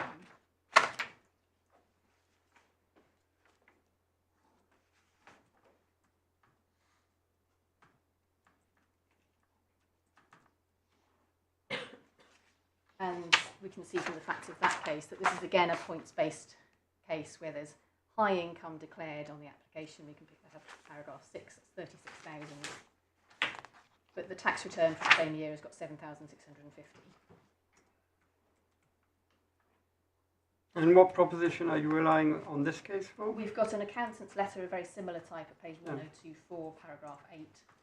So this is just on that part of the case that deals with the accountant's letter. It's the who says what, and because the case of Khan is 2018, before Balagajari 2019. The claimant was replying to the latest minded to refuse letter in March 2011. So is your who said what submission related only to accountant's letters, or the claimant ought to have been aware that on the basis of the law and these decisions that were well publicised, that this was the approach that was being taken by tribunals in relation to accountants' explanations. Right. So your second submission, is it related, as I asked you a minute ago, solely to accountants' letters, or is it dealing with other points? Well, it's the case of Khan. Abbasi, the only guidance that's given is in relation to accountant's letter. Khan, the guidance that is given is in relation to both. It says a little bit about the gisting, but not much. I want to know what your submission is. I don't want a description of the case at the moment. It's a factual question about your second limb, which you said was who is supposed to say what and what are the consequences. And my question, I repeated for the third time, is that submission limited to accountant's letters, or are you saying it applies to other matters? So this deals with the broader question about income disparity, and that's what the Court of Appeal read it for in Balagajari. So what Mr. Justice Martin Spencer does in Khan is to set out the facts of this case, say that this is coming up a lot, and sets out a proposed approach for how these cases are dealt with. The Court of Appeal accepts that approach in all bar one paragraph, which is paragraph 34, which they vary in their judge. Paragraph 37. This judge, this upper tribunal judge, relies on paragraph 34 in this judgment as to the approach for the tribunal to take, and that's in 1047. Yeah, if we can just pick it up at 32, you'll see the reasoning of the judge. There's a starting point, is that the Secretary of State is entitled to draw an inference. And Lord Justice Underhill And he says qualified that exactly, he says, in the passage in Balagajari we've looked at. Yep. Exactly, and Lord Justice Underhill says at that stage, you're not at the inference stage yet. You need to give an. So why are we looking at this, given that we've got the Court of Appeal which binds us and which qualifies it? Just remind me why we're looking at this case, please. 33 deals with what happens if the claimant's response to the disparity is it's my. No, just focus on my question, please. Don't get into describing the case. The question is quite a specific question. Why are we looking at it before we discuss what's in it, given that Balagajari is from the Court of Appeal and tells us which bits of it we can use? Is there something different, or are you saying this is right and Underhill is wrong? Why are we looking at it is the question, before we look at it? I'm saying that, except the bits where Lord Justice Underhill said it's wrong, it is right and it is useful. And it's set out in Balagajari. So the point that all of these paragraphs aren't in Balagajari, some of them are. The paragraphs that are not agreed with are set out in Balagajari. The ones that are agreed with. Take us through it then, please, if you wish, Miss Apps. So 32, as Lady Justice Laing noted, that is one of the paragraphs to have a safety sticker on it from Lord Justice Underhill, who says you don't get to inference right at the start of the disparity, you have to give an opportunity. 33 deals with the rationality question. What happens when a accountant says there's been an error? And Mr. Justice Martin Spencer doesn't say, oh, if that's the case, and if you're doubting that, you need to do another minded too. Nor does Lord Justice Underhill. That's not this case. Nobody has suggested that there's a problem with what was said about the accountants. It's the other matters, but I don't want to stop you or make you think I'm being impatient. I'm just looking at the clock and trying to focus. So you're saying that Mr. Justice Martin is supposed to say Secretary of State is entitled to take into account, even where an accountant has made an error, the accountant will or should have asked the taxpayer to confirm the return was accurate and to have signed the tax return. Is that your point? Exactly, yes, I rely on that. Yes. Right, okay.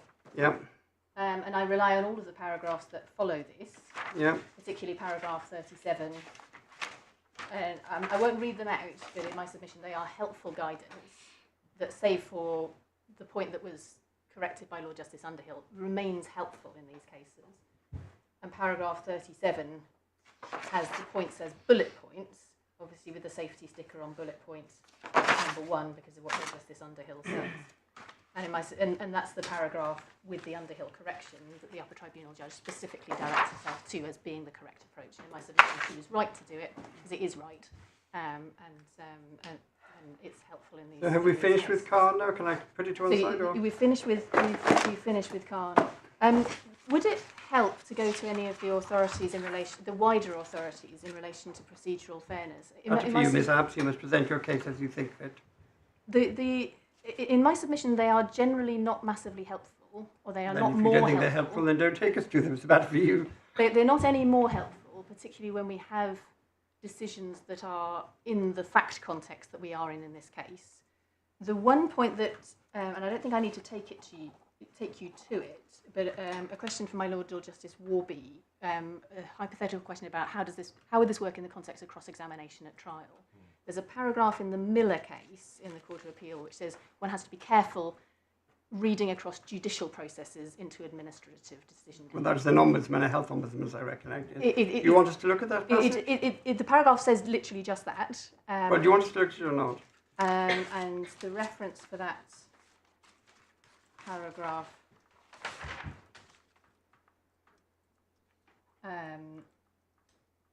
it's paragraph 55 in Miller, which is that just caution that administrative decision-making is not the same as judicial decision-making. And in my submission, particularly probably in the opposite direction from the point that I was making, Mr. Gadjar. It is in the opposite direction. Judicialise administrative decision-making, and I was putting it the other way, that if it's okay in a jury case, then it must be exactly. The reason just for raising it was just in case the court, and I would doubt the court would, was minded to head in a judicial decision-making must be the paradigm. That is not the world in which. That is not my submission. Territory. Indeed, but my lord, I think you have my submission. If you need law for it, paragraph 55 is as good as any. Where would you like us to go next? And my lord, I don't think I need to take you to those cases because they are cases that turn on their facts. There were no further. That's why I'm asking where you do want to take us. I wasn't asking where you didn't want us to go. I was asking where you wanted to go next, Ms. Amps. The second point, and I don't think I need to take you to it, was you were taken to the case of AR, which is an age assessment case. Yeah. That was a case from 2010. This court will be aware that the law on age assessments, or the process on age assessments, has moved on from the process that was applied in that AR case. We get, of course, BF Eritrea, my lord, you referred to earlier, which is about a policy for doing age assessments. And there are cases in the administrative court, which, as I understand it, are heading up here. So I prefer to say absolutely nothing, if I can, about that particular. So the next point then? So that is a very short point there. Those, I think, conclude my submissions on ground one, unless I'm being told otherwise. And unless it would assist, I don't intend to address you on the rationality ground. Unless It's entirely a matter for you, Ms. Apps. If you think we need to be addressed on it, you go ahead and address us on it. If you think you don't need to address us on it, that's absolutely fine. My lord, my learned friend was relatively brief in his oral submissions on that, and you have really quite a lengthy skeleton argument in relation we've to got the skeleton argument. I indicated right at the very beginning we have read it. And it's really matters that would assist us in addition. If you think there's nothing in addition on irrationality that's established in the skeleton, then please don't trouble us on it further. But if there are matters, you're presenting your case, I can't tell you what to do. Usually, if it was just an irrationality point, I'd be taking you through the decision in detail, my lord. But in my submission, the decision is both detailed and thorough, and there's nothing that I would pull out of it that you can't read yourselves and that isn't already in my skeleton argument. Ground 3 was about 276B, and my submissions in a nutshell on this are that there's nothing wrong in what the Tribunal decided and the way she approached the case law. Which paragraph of Judge Kabir's decision in particular? So ground 3, that's in my skeleton. It's 44? Sorry, in the decision, it's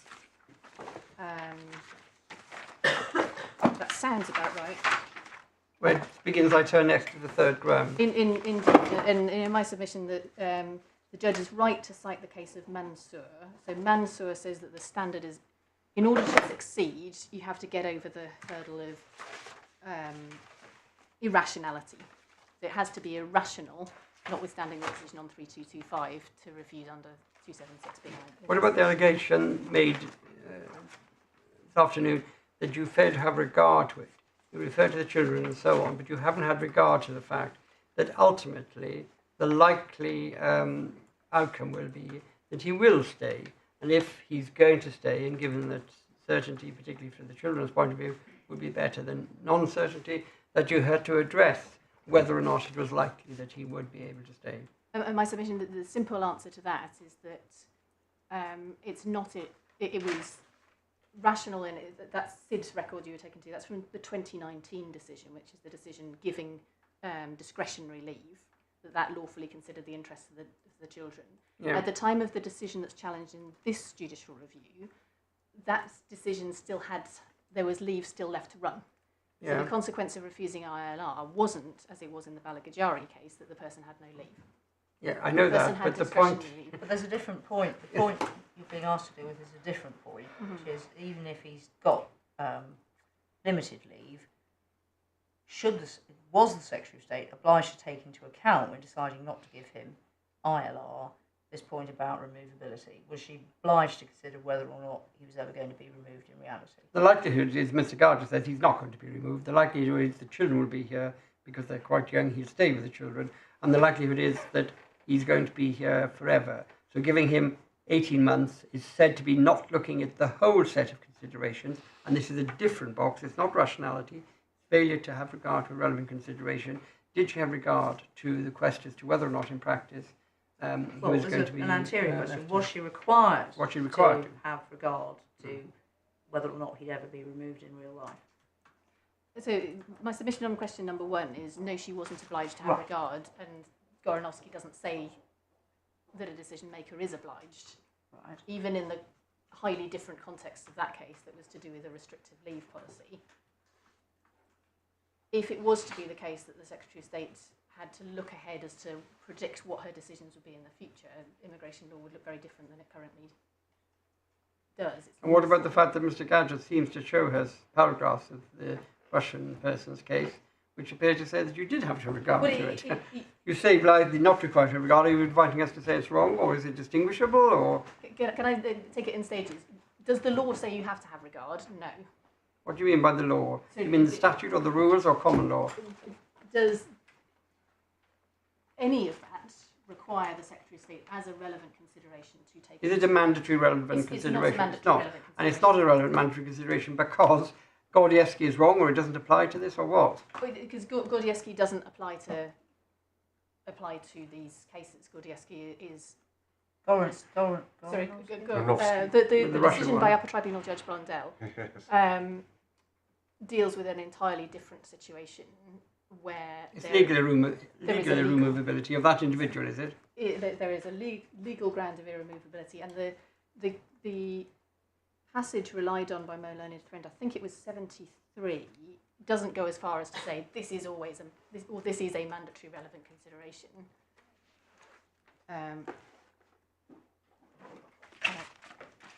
I can just quickly take you through. Right, which page is that? It's 952 is where it starts.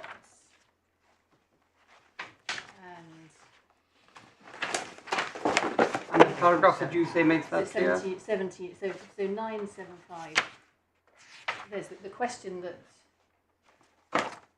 was for the court.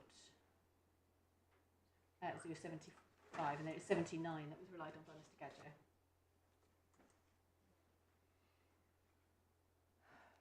And is it And 79? It's Is it? framed as a excluded. So 79 is the paragraph that's relied on. It doesn't say in every case under 276B. No, and you're saying we can't even apply by analogy because it talks about the likelihood of removal becoming possible as a relevant factor. There, where it was in the excluded and irremovable person, but your submission, just so that I've understood it, is that that does not apply when the likelihood of removal becoming possible is affected by other considerations, such as the likelihood that you will, in fact, be given further extended periods of leave and further stays, and ultimately will get it. Well, in the case that we're currently looking at, decided by the Upper Tribunal Judge Blundell, you can't take half a sentence without reading the whole sentence. Yeah, that's why I'm trying to get your submissions on it. My submission is that he says what he says at 79, which is qualified as being in the holistic assessment of whether ILR should exceptionally be granted to an excluded and irremovable person such as the applicant. And then he cites case law that comes from the particular context of... So your point is, this case is distinguishable because it's dealing with a totally different situation. Exactly, and that's what the Upper Tribunal says. And then can I ask you a second question? And it has two parts, one answer required. If you are wrong on that, or if you are not wrong on that, but we find that it was a factor that was raised in this case, there was potentially a relevant consideration, albeit not a mandatory consideration, are you or are you not making submissions as to whether or not the Secretary of State did have regard to the likelihood of removability? I am, and this was the judge's second reason, and it's at page 58. Yeah. That we've got a record that the decision maker did look at this. Which paragraph? So, page 58 of the bundle. This is the GSID. Or sorry, is that which paragraph? You said the judge looked at it first of all. So the judge.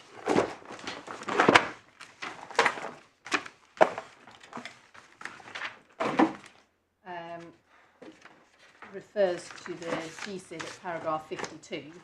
52. Let's see what the judge said first. I've given you the wrong paragraph now. It's 46. 46. The GSID notes. Well, that's the balancing exercise, which is slightly different. That's the children weren't taken into account, and that's no longer argued in G58. But if you look at page 58, it is actually the document the judge looked at. So Yeah. If it was a mandatory relevant consideration,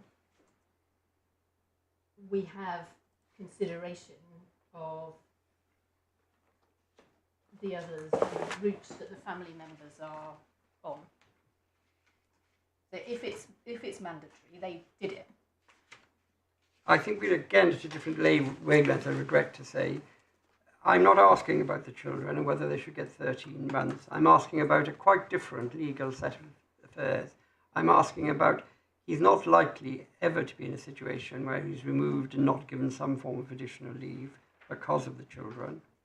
If that is a mandatory consideration, or if it was something drawn to her attention which she should have considered, did you make submissions?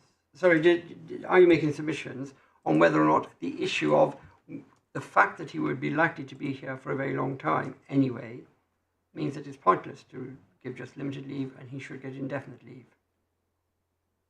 I'm so sorry, I don't quite understand the end of that question. Well, I'm sure it's. If his removability is a mandatory relevant consideration for the Secretary of State when she decides whether or not to grant ILR in her discretion, where is there any evidence that the Secretary of State took that into account? That's the question.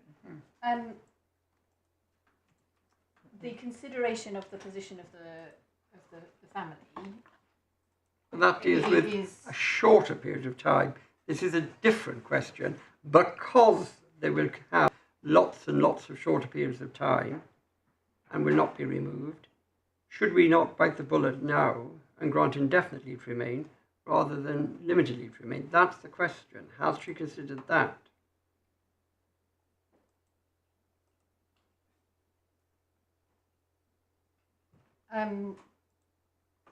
My lord, one can see that there is consideration of those issues and at page 58, and I appreciate it. It's shot through with references to rule numbers, which might not make it immediately apparent. But the reference to the 276 ADE is, of course, the 20 years. So that's the. Well, that's the private life route. So that's the private. That's the private life. That's the private life. Can he get to 20 years? He's not there yet. No. Then That's a different question. Has he got 20 years? Sorry? Isn't that a different question? Has he got 20 years under AD 276 ADE? But there's consideration of the. And he hasn't got 20 years. This is nothing to do with has he got 20 years. The question is quite a simple one, Miss Apps. Is it likely that in due course he'll be here time and again because of the children? So the likelihood is he'll never in fact be removed. And was that particular thing taken into account? That particular formulation it is, in my submission, not a formulation that the Secretary of State has to take into account. No, I've got that was the first question. And I did say, assuming you're wrong about that, and this is now a hypothesis, you might not win, Miss Apps. I know it's a very difficult concept, but you might not win. So the next question, assume you are wrong. I appreciate Are you making submissions about whether or not she's taken that into account? In my submission, it's. Or if you don't want to make submissions about that, don't. It's implicit in the system of the rules and the way, the structure of what is recorded at 58, that how the rules currently are and what the routes are, and how that could play out. I say with a could, it is part of the Secretary of State's decision making in this case. But in relation to the specific words that you put to me, my lord, I don't have a magic piece of paper that I can. Well, no, I'm not asking you to produce a magic piece of paper. I'm asking for your submissions. Mm-hmm. I'm not doing anything more than trying to make sure that we have understood your case. And it's perfectly legitimate for a court to do that. So I'm not asking for a magic piece of paper. If you don't want to make submissions, that's absolutely fine. We have no difficulty with that. But in fairness, in case we don't accept your first argument, that it's not a mandatory consideration, you might have had a second argument, which is that it had been taken into account. And I regret to say, I don't know at the moment whether you are making submissions, and if so, what they are on that. My lord, I can't go beyond my instructions. My instructions are 58, I can show you was considered. And I can... Right, well, I'll write down no submissions on whether or not it was taken into account if it is a mandatory consideration. Is that fair? I'm sorry, I couldn't hear the first half of that. No submissions made on whether or not it was taken into account if it is a mandatory consideration. My lord, I'm sorry to be pernickety. That's not quite correct. And you tell me what is correct. I'm trying my very best and hardest. Each of us, Lady Justice Lady and I, have tried to put the question in different ways to try to explain what we're getting at you. Do you think you understand the question? If not, I'll have one last go. If you do understand the question, then just give me the submission so I can make sure I haven't misunderstood it. The only thing I can submit that the Secretary of State took into account are the records at 58 and what is recorded in the decisions that you have in the bundle. Right, so if mandatory, the limit of the consideration is what we say. Page 58. I don't have anything other than those documents, but I can't... So we can decide whether or not it does or doesn't address it. Exactly. I can't accept that it's a summary of my submissions to say that I made no submissions. No, that's why I'm putting it to you. I'm trying to be fair and to give you every opportunity, time and time again, to make sure that I've understood your submissions in case I haven't. And then if I've got it wrong, and I've now crossed out what I read out to you, and I've written something else down now, which is, if mandatory, limit of consideration is that at page 58. 50 and the decision and the decisions. Okay. And the submission is it's either in there explicitly or by implication when one reads everything else that refers to. Right. Can I just ask a further question, please? Indeed. What's the date of this? That's the note. It says created on the 24th, but that... Well, it can't be. Can't be that. That must be when they printed it out, presumably. Can I fire that question back behind me to double check? Yes, I don't want to give you the wrong... No. I mean, if necessary, you can always email Lord Justice Lewis's clerk if you and tell him the date of that, I just don't want to... I don't want to... No. It's not, we understand that. Right, so is that all you want to say on ground 3, or is there anything else on ground 3?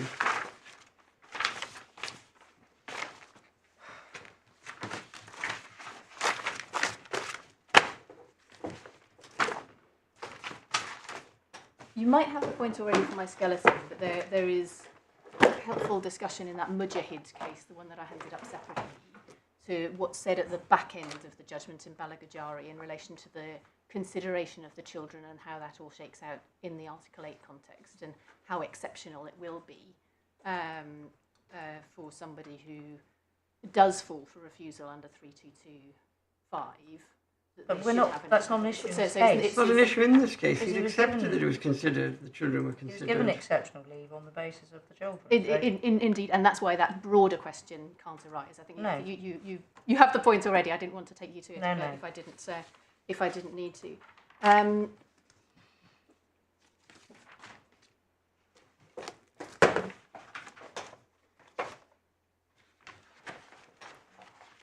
Now you've dealt with what's been called ground 4. If you're wrong and you lose, in any event, the decision would be the same under section 31(2)(a). You set that out in your skeleton. Is there anything else you want to add to that?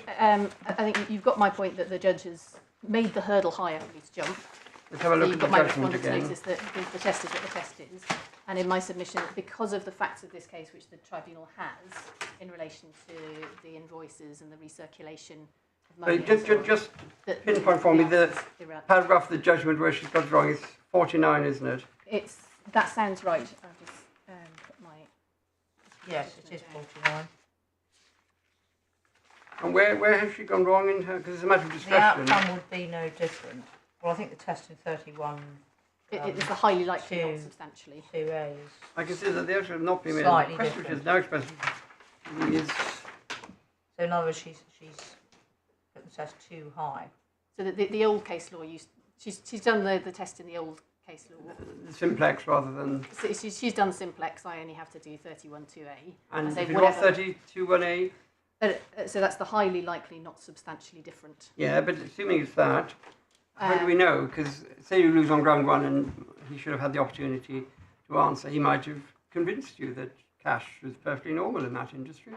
He might have said, oh, well, in fact, what I should have told you is the accountant was having a nervous breakdown, his wife had just left him, he was in a bad place, and we didn't want to embarrass him anymore, and so on. You might say fanciful, but I'm just giving examples to show that how can we be sure? You can be sure because of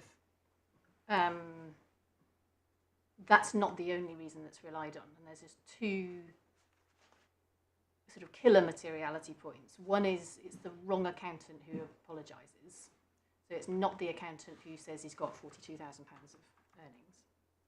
It's the one who reported his income to HMRC as being around 11 grand.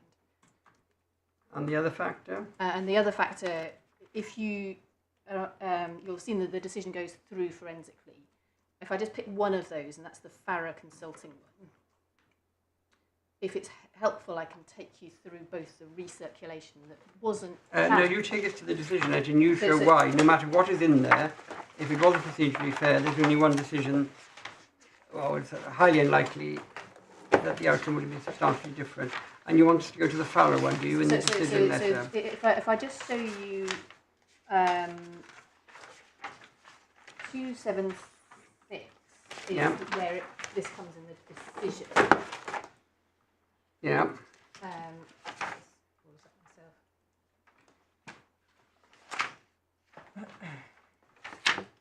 And I only need just one thing of this type to be able to get through. 276 we have, what is it? It starts on 275, Farah Consultancy. There's a number of problems here. I've read that now. What's the point? So the point is he's invoiced a company that's shown as dissolved. Yeah. We've got those invoices at page 307 to 311. I just quickly flick and show you one of those. We get the point that comes up next in the decision. You see 307 in the bank account.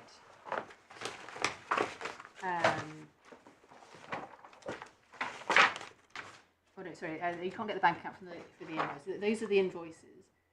We then get a point that starts in the paragraph, your bank statements indicate you are paid by faster payment, and the name matches the invoice. And then you've got the next paragraph, it says you can see it coming back again to F console. So if I just show you the going out and then it says, it notes that the sort code for F. Just take us to the document, please. We can match it up for ourselves. So the pages are the F console coming back in from the same sort code is 362. Yep. And the going, one of the ones that's coming in is 282. So I'll just pick one of them as coming in. Right. Okay. 282. So 282. So that's we can show some payment. 282 is part of the decision 282, letter. But what we see is money coming back from Farah Consulting, the recirculation at 362. So it's my fault. 362 is the bank statement which you've just. 275 is the first invoice. 362 is the payment in. What you've taken as to now 282 is part of the Secretary of State's letter. Oh, then that must be my bad reference.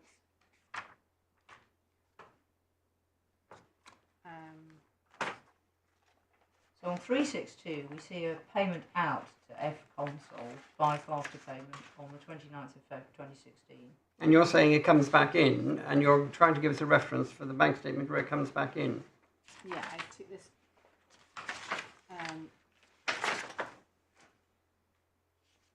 So you've got 362 to the paid out, and then. Yeah, we've got that. It's the payment in that we're looking for. I know.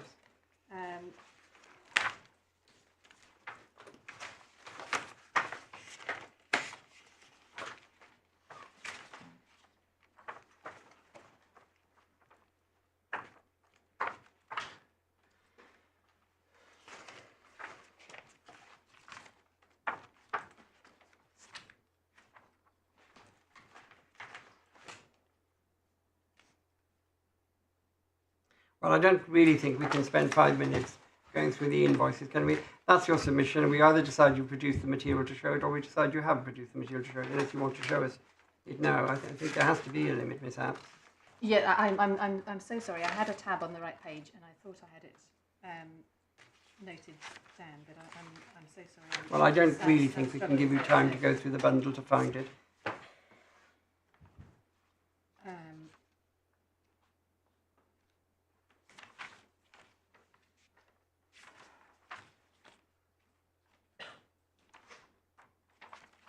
Anyway, even if I can't find the page, Well, you say, trust you, it's there somewhere.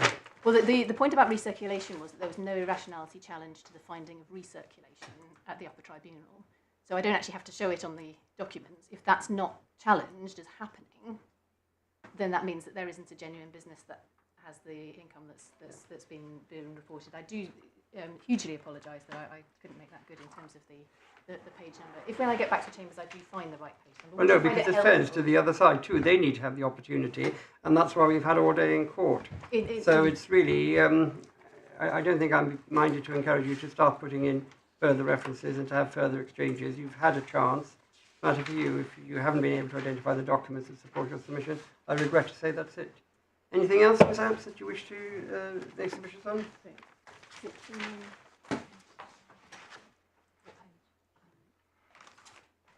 I don't know.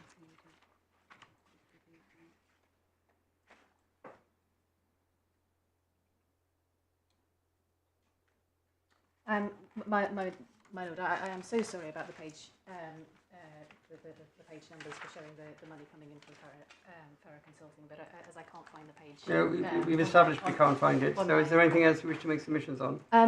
My lord, I don't think so, unless there's anything I can further assist Not as far as the court on. No, nothing further. Thank you very much, Ms. Apps. Mr. Jager, in reply? My Lord, I'm grateful. Exceptionally brief. First of all, starting off with... No, you take all the time. We gave Miss Apps all the time. It's important for your client. You take all the time you need. Don't feel I any won't constraints rush, my Lord, whatsoever. Yeah. but I think I'll be brief in any event. Oh, right. First of all, starting off with a correction, and I don't think anything materially turns on it, but there was some discussion about the application made in 2016, and there were references to that being an application for limited leave to remain. It was, in fact, one for indefinite leave. But on the to remain. points-based basis. Indeed, yeah. but not limited, it was indefinite. So that's point number one. I don't think it was suggested it was for limited. I leave might to have remain. said it, actually, probably. As I say, my lady, nothing is likely to turn on it, but, Yeah. but for the sake of pedantry, I'll make the point. But no, I like pedantry. So it was indefinite leave on a points-based system, not limited leave on a points-based system. The point is it's points-based, not open-ended. And Miss App's submission is that when we read the decision, the Minded to letter, we read it against a background where he would have known that he had to produce genuine records to get the points-based leave. Yeah. On one occasion, which he does in 2013, and that is a point I'd invite the court to But when dwell you on. had to do it in 2016 as well, at the time you made the points-based application. He makes the application Yeah. and submits the documentation, but as Miss Apps rightly says, that doesn't form the subject of a decision specifically. No, but it was varied. But her point is, because it was varied, the real world is that it wasn't just a situation where we applied for indefinite leave and these things came out of the blue.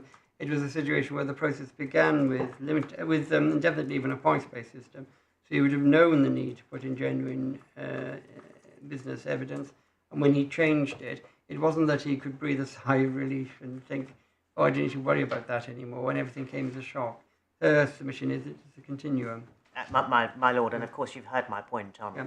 him not being aware of the impressions that the Secretary of Yeah. State would form. The second point was in relation to a very discrete point, which is the variation from the points-based application in 2016 to that which was made for indefinite leave Yeah. on 276B. It was suggested that there was some malice in that by looking at the timing. And the point that was made by the Secretary of State was, well, when the Secretary of State begins to ask questions, he makes the change. I would dispute that, and if I can just fire off 4 dates which give the relevant chronology. Initial application under the Tier 1 general route is made on the 25th of April 2016. Yeah. He's then interviewed on the 7th of February 2017. Yeah. We've seen the interview. The variation happens on the 5th of February 2018. And the tax questionnaire was sent out under the cover letter of the 24th of May 2018. Yeah. So there isn't, within the proximity of those dates in my submission, an argument that can safely be made that when he gets notice of the Secretary of State's concerns, he starts to change. There's a gap. The first possible notice of concerns isn't until he's interviewed on the 7th of February 2017. And we don't then have the variation until almost a year later on the 5th of February 2018. I'll take the point no further. It's just I wanted to clarify the points. The in terms dates, of yeah. dates.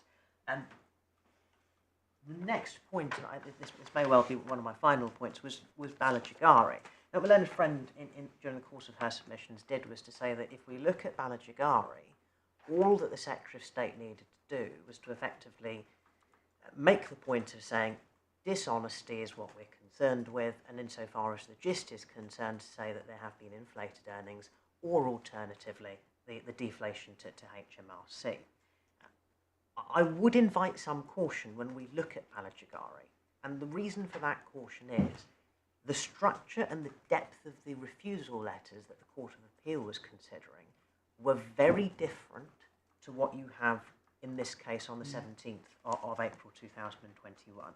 I won't take you to the pages and the paragraphs because the Court is But we'll read it again, although we're quite familiar with it. It just comes up all the time. If it assists in terms of paragraph numbers from Balajagari, I'll shoot the following off. Yes. For Mr. Balajagari himself, the Court of Appeal summarises the decision and extracts from it paragraphs 111 to 113. Page number of the authorities bundle is 708. For Mr. Kawas, it's paragraph 148, page 717. For Mr. Majumdar, para 168, page 721. And finally, Mr. Albert, paragraphs 192 to 194, pages 726 to 727. And as I say, they were far narrower as practitioners, far easier to deal with, because the Secretary of State's general position was, we've checked with HMRC, we've compared the figures, they don't match.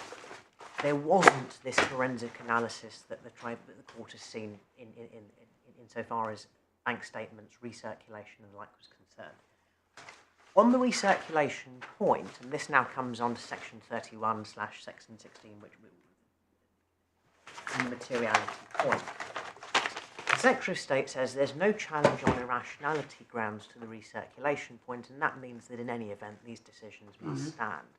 Well, there is a challenge on procedural fairness grounds, and so in my submission it can't simply be for the Secretary of State, for want of a better phrase, to be able to hide behind the recirculation point and leave it at that, because there is a challenge to the legality of those on account of this wasn't put to him in order for him to respond. There might be an explanation, or it may be that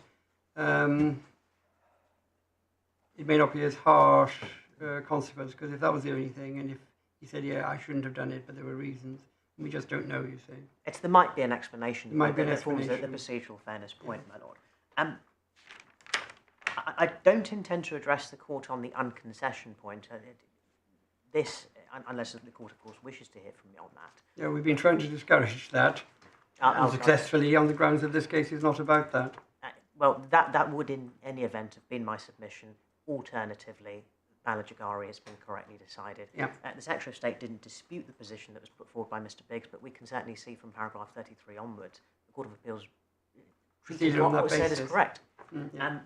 And doesn't simply say, well, as there's no dispute, we'll leave but it they at heard that. no argument to the contrary, so I just don't think this takes it very far, and it's irrelevant in any It's event. not this case. That primarily, not in this case. Finally, Yep. Abassi, which was, of course, a decision of Mr. Justice Laing, that does give us guidance as to the quality of accountant's evidence. It was, of course, in the context of an appeal. Of course, you didn't, I didn't say you, I mean the accountant, well, firstly it's said to be the wrong accountant, because the problem is the overinflation, not an under-declaring. And secondly, you haven't, or the accountant hasn't given what Mr. Justice Lane said is appropriate. And the answers are?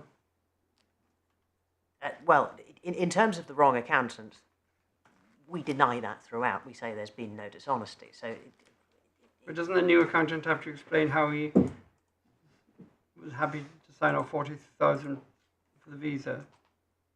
Or was the new accountant not involved? Well, the new accountant must have been invited because he corrected the tax return.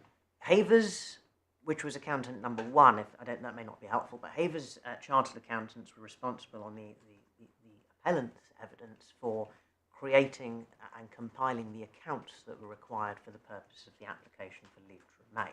Yeah. And so that's the key evidence. And that's the figures that are wrong, according to the Secretary of State. So doesn't he need to explain how he got there?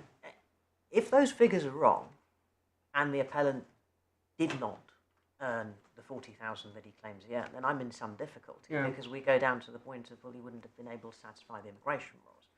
Our case has not been, we didn't earn the correct figures, and so Hayes are the ones that need to, Hayes or Havers, I mispronounce, Hayes are the ones who need to provide the explanation. We say, figures given to the Secretary of State were correct, Sab and Sab were incorrect, and so I'm not, with the greatest respect... Okay, so is the Home Secretary's figures, the ones you gave to her, are actually correct, you're saying? And that's the whole point, you're saying they're not overinflated. Or if you had the chance to explain to her, you say, look, they're not overinflated, they're correct. Okay, so you don't have to have an explanation because it's not the wrong accountant. Sorry, yes. My lord, yes, and just in terms of Abassi, I appeared before the Upper Tribunal. I noticed, yes. But not in the first tier tribunal. It is a case, I think, that does need to be approached with a degree of caution. The facts are extreme in that the letter that was put before the first tier is avowed by Miss Skyring, who denies having written it. 18 edition, as I say, is an authority that does deal with statutory appeals. And from recollection, Mr. Justice Lane indicated that one would expect to see accountants present in a first tier hearing to prop up their letters, which of course is not something that can be achieved in a paper exercise. But my lord has the points I've made. Stand by my earlier submission, so unless I'm able to assist... No, you've been very, very helpful. Great. Well, thank you both very... My Lord, I do apologise for standing up. I have found those pages which do show money. You better tell us, and we better, in fairness, give Mr. Gadjar the opportunity to comment on them. Indeed, it isn't right otherwise. Before rising, you'll see the size of the print. I'm afraid mine are half the size, and I won't mention. Just tell us why. what they are, Miss Apps, Page please. 330, 334 and 336. 330. Hold on. That's the Hayers, is my tweet. No, hang on, that's not right. I can 30, see no, you I've got it. that's a different point. This is the money coming in from Farrow's from the bank account with the same sort code as we then see it coming out to F Consulting on the page that I gave you. So the page numbers are 330. 330, and it's in the middle of the transactions. I can see it there, yeah. And the other page numbers? 334 and 336. I imagine that Mr. Gadjar will accept this because this is actually money coming in. Well, we'll hear what he's got to say, because fairness does require him, now that after you've closed your case, given new material, fairness does require Mr. Gadjar to have the opportunity to comment. So we'll see what he says rather than speculate on what he's going to say in a minute. It's his material, not mine. I understand that point, because it's his bank accounts. I had got that. Indeed. Well, Anything else apart from those pages, Miss Apps? Sorry. Anything else apart from those pages, Miss Apps? No, not apart from those. But Mr. Gadjar, do you want to say anything about the pages that Miss Apps has now drawn to our attention? Or you stand where you stand before? I think I stand where I stand, my lord. I mean, the very brief moments that I've had to look at it, none of this is, on the face of it, beyond explanation. And you say you don't know. I mean, how can you? You're not Mr. Khan. So you say it doesn't answer the point because it's not whether it happened. You're saying it's what the explanation is. My lord. Yeah. Great. Okay. Well, firstly, thank you both very, very much. You've been very, very patient with us as we've tried to get to the bottom of this. We are very grateful for that, and grateful to the teams behind you. We will reserve judgment. In due course, we'll hand it out in draft. You have, I think, already been asked and provided the names of the people who are to get it in draft. It's for typographical corrections only.